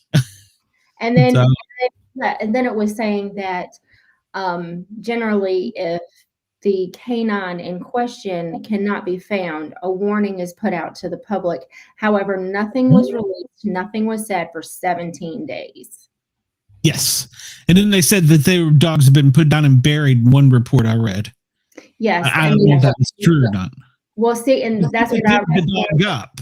They dug one of the dogs up, didn't they? They did, because when they went and searched the guy, because he was actually arrested for possession of marijuana and I think a domestic or something. But they had found a shallow grave in his yard, and so they had taken DNA from that dog. And I'm assuming because it said that they took another dog, but none of the DNA results were on the website. Yeah. And I think I know where I got those from, and I don't know if I can access them again. So, but you might know the person, so I'll stick you up that tree. So yeah, it was because somebody brought that up to me, and it had just clicked on something else I was researching that came up, and I was like, there's no way that had to be Dogman. It was just one of those things where it brought back something else. Because initially, when it came across, it came across my desk. I'll put it like that. That's being facetious. But yeah, I was like, yeah, okay, yeah, whatever. It's the sheriff's checked it out. It checked out. You know what I'm saying? So I just ignored it. But then it just kept coming back and coming back and coming back. And today, when it came back to me, I'm like, click. And so now I'm trying to find the files. So I know they're not on this computer. Maybe they're on my laptop, but at any rate, I'm hoping if I find them, I will get them to you. If you find them online, get them to me. We'll swap them because it's a very fascinating story and there's no real definitive answer. And the only ones that were screaming anything was the University of Tennessee Hospital. Mm-hmm. That was the strangest. And I couldn't, the staff at the hospital was the one coming out and saying things. So, because her family wasn't really speaking, so there wasn't there. Yeah, so I don't think there was a whole lot of conversation between, the police and her family, and Mr. Aarons was 51 and he was homeless and he was, addicted to drugs. And so he didn't really have next to kin. Doesn't make him less of it. I mean, he's a human being. Yeah, I agree. Like everybody has issues. But he was pretty much just, swept to the wayside after the autopsy report came out. But I don't think there was a whole lot of communication with his family at all. And then she passed away 6 days later. Yeah. And it makes me wonder, there might be more that just haven't come to the surface or to the media. Cause that's, between Knoxville and Roanoke, you got Bristol, but there's not a whole lot of big cities there. Right. I don't know. And it made me want to go down the rabbit trail and say, okay, well, what other cases of quote unquote wild dog attacks are there? Me too. Me too. I was doing it right before the show. I was like, okay, I gotta stop. I gotta get ready for the show. So I was going down the rabbit hole. Do what, Bobby? I said there's probably a bunch of them you don't know about when it comes to that. Probably is. Yeah, it's like Josh said, the DNR will flat out tell you to your face there are no Panthers in Georgia. There are no Panthers in Tennessee. I'm sure they tell you the same thing in Virginia. And Alabama. One at my mom's house. And it was the 3-second look. Yeah. It was enough for me to realize that, yeah, they're really here. So they're there. But, Tiffany, I don't want to keep you too long. I know you got things to do and you don't want to talk to me all night. Maybe Bobby, you do. I know you don't like me as much. But it's okay. Oh my gosh, you guys. He's mischief. What have you got coming up? I know you got your shows. Tell us what you got coming up. Anything big and exciting besides for down the road in summertime going to the Smokies? Well, right now, just my books. I am, leaning towards starting a nonfiction book, but I've always written fiction. So I have to learn how to, because they teach you in school all those works cited pages that you have to put down. And Everywhere you get your information from has to be, I have to learn how to do that because it's generally, it just comes from my brain and it's fiction. But I want to get started on that. But Dogman, Terror in the Woods and The Unfamiliars are both out for pre-order right now. If you go to hangar1publishing.com, and the one in that is not the word one, it's the number one. So if you go to hangar1publishing.com, they are currently for pre-order. That makes them $17.99 a piece. Once pre-order is over, they will then be $23.99. So, and they get released at the end of this month. Okay. Go for it. Get your book. I still want an autograph one now. So. Hey, I'm telling you, you know where you can find me. That's why I'm going. That's the whole reason I'm driving. Oh, y'all are sweet. Yeah. All right. Well, Wendell is saying that he's been chatting with Randy Savage, that he's a Bigfoot person. If he doesn't get him on mine or Bobby's show, I'm going to be upset. So he's dead. Yeah. Oh yeah, the Slim Jim guy. That's what he's talking about. Oh yeah, yeah. It just hit me. Yeah, because I was 10 years. Well, I'm a little behind, but yeah, as soon as it clicks, Slim Jim guy. Oh yeah, he is. Yeah. Yeah. And make sure there was a blue star beside that Randy Savage. So, it's funny, the gentleman we had on our show last night, Randy Stewart. He used to be he was a pro wrestler, and now he's like pro wrestler turned everything else. Now he's Bigfoot and he's a radio. He does radio and he's just, you name it, he does it. And so he had made a joke with me last night on the show. And he did the impersonation of Randy Savage. So that was really funny. Well, that's cool. All right. Well, we are on WDJY now. I don't know if you had any help in that or what, but that was great. And then, of course, we're on Yerg's Radio. And then we just got picked up on Radio Fairfax, Fairfax Cable Channel 37, which I think is so cool because that's where I'm from in Virginia. That's awesome. Yeah, I am. It's not like it's a huge deal, but it's kind of cool to say that's my NPR where I'm from, So it's just kind of bragging rights for me. So yeah, but it is a big deal. It is a big deal. Oh yeah, that's my other co-host Dina.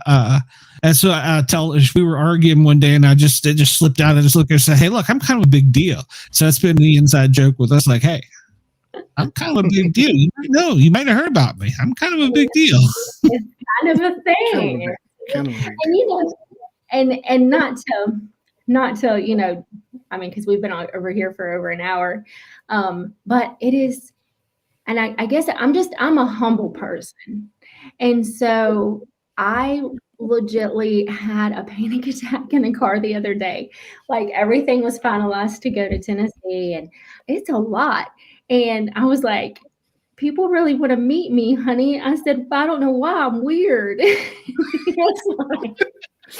That's why when you reply back to me when I said I wanted your autograph, you were like, what? I had a food blog like about 10 or 11 years ago, and it got big-ish for a little bit, 2,000 or 3,000 followers, and somebody recognized me at a boat ramp from the food blog, and I'm still friends with the dude. He goes, "You the guy from the blog?" I'm like, "Yeah." What the hell? You read that shit? Like, wow, okay.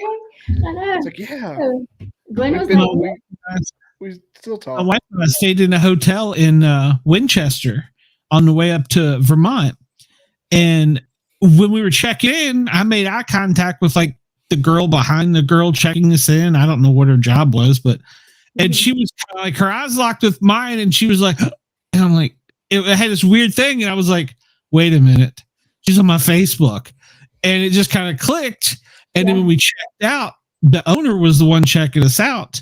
And she's like, "Oh, did you have anything haunted happen while you were here? Anything spooky?" And she started telling me all these stories. She goes, "You going to talk about us on your show?" I'm like, "People find me.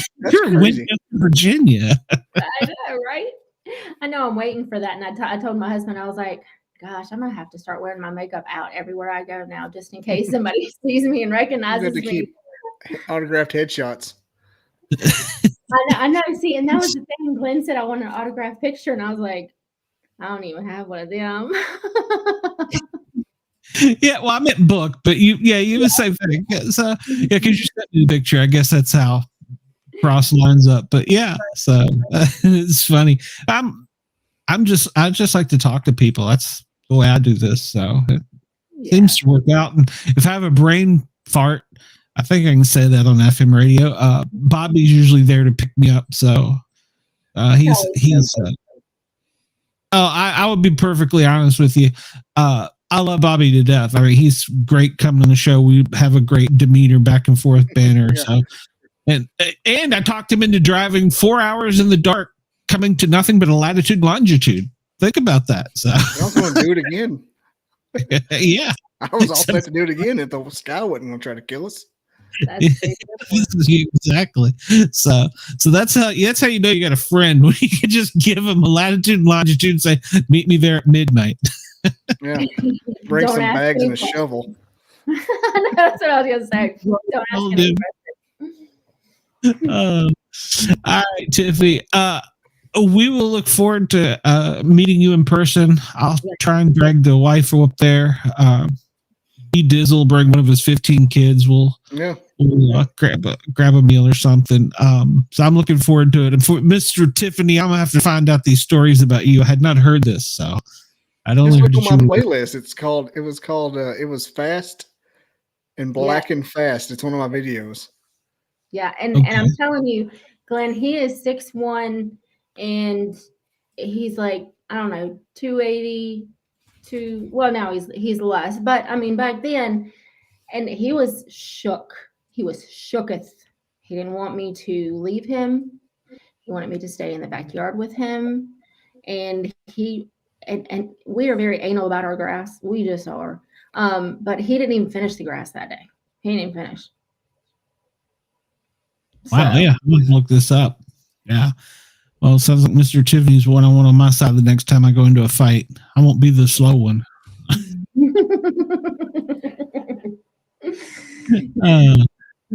Well, thank you for having me on.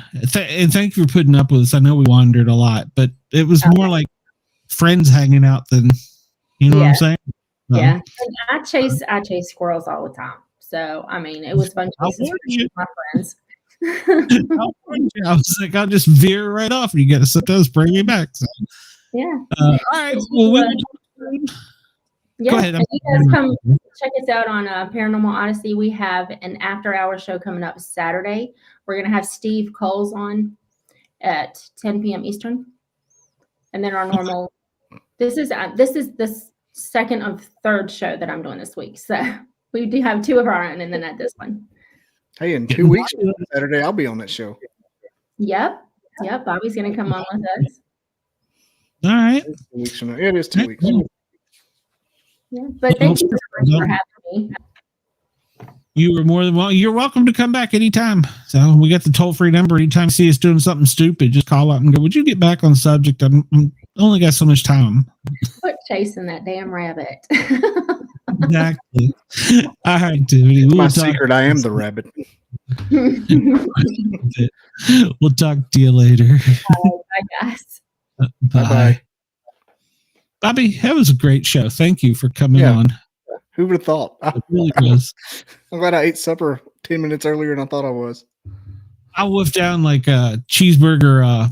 What did he make? Cheeseburger egg roll. So I whipped like 2 of those down like they were hot dogs. And I was like, all right, got to get on the air. So, all right. Well, Bobby, what do you got coming up besides for? I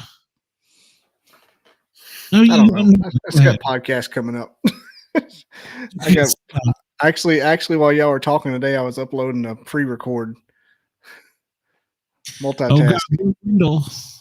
Yeah, I got a pre-record tomorrow night. It's a good one though. It's a documentarian, Joe Turry. He wrote he did a documentary about the creature from Big Muddy, a legendary creature in Southern Illinois. Is he a movie director? Mm-hmm. Okay. All right. I think I know you're talking about. Okay.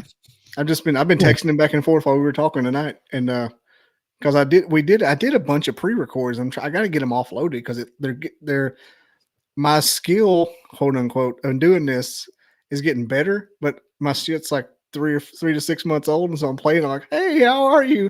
I'm like, I gotta get them offloaded to get some new stuff. Yeah, I got one left that I want to put out, and I probably wouldn't put it out if she wasn't a friend of mine, because it was in the wee early when I was still in the dark. So I'm gonna good show nonetheless. I'm gonna offload a good bit and then go back to one a month or one a week, and then start going on other shows. But I had a bunch. I had so many in the hopper, I had to get rid of them. You gotta push them out. I don't have a month in the hopper, but yeah. Yeah, I was anxious with 2, so yeah. So, but we're going to try and do the one that I pushed out today, the Paranormal Attorney. We've got like 3 other shows already, pretty much not dates set up, but what we're going to talk about and stuff. So I like that. So that's gonna be kind of cool. So we got those coming up, and of course you can find the Paranormal Guyz on WDJY 99.1 on your FM dial in Atlanta. And then there's Radio Fairfax, which is an internet radio station, our cable channel 37, which is Cox, Verizon, Comcast, in the Northern Virginia area. So it's twice I was saying cock on the radio today. So Cock County and Cox Cable. So how about that? So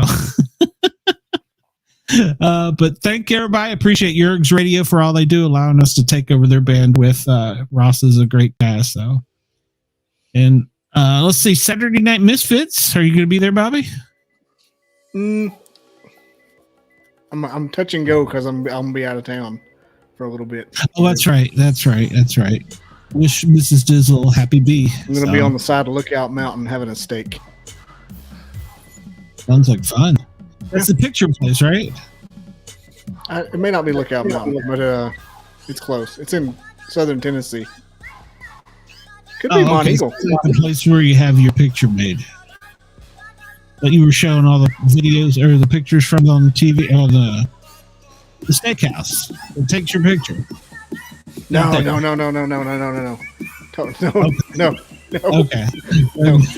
Not the same mountain. I already know. Good night, everybody. We will see you soon. Thanks for listening and tuning in.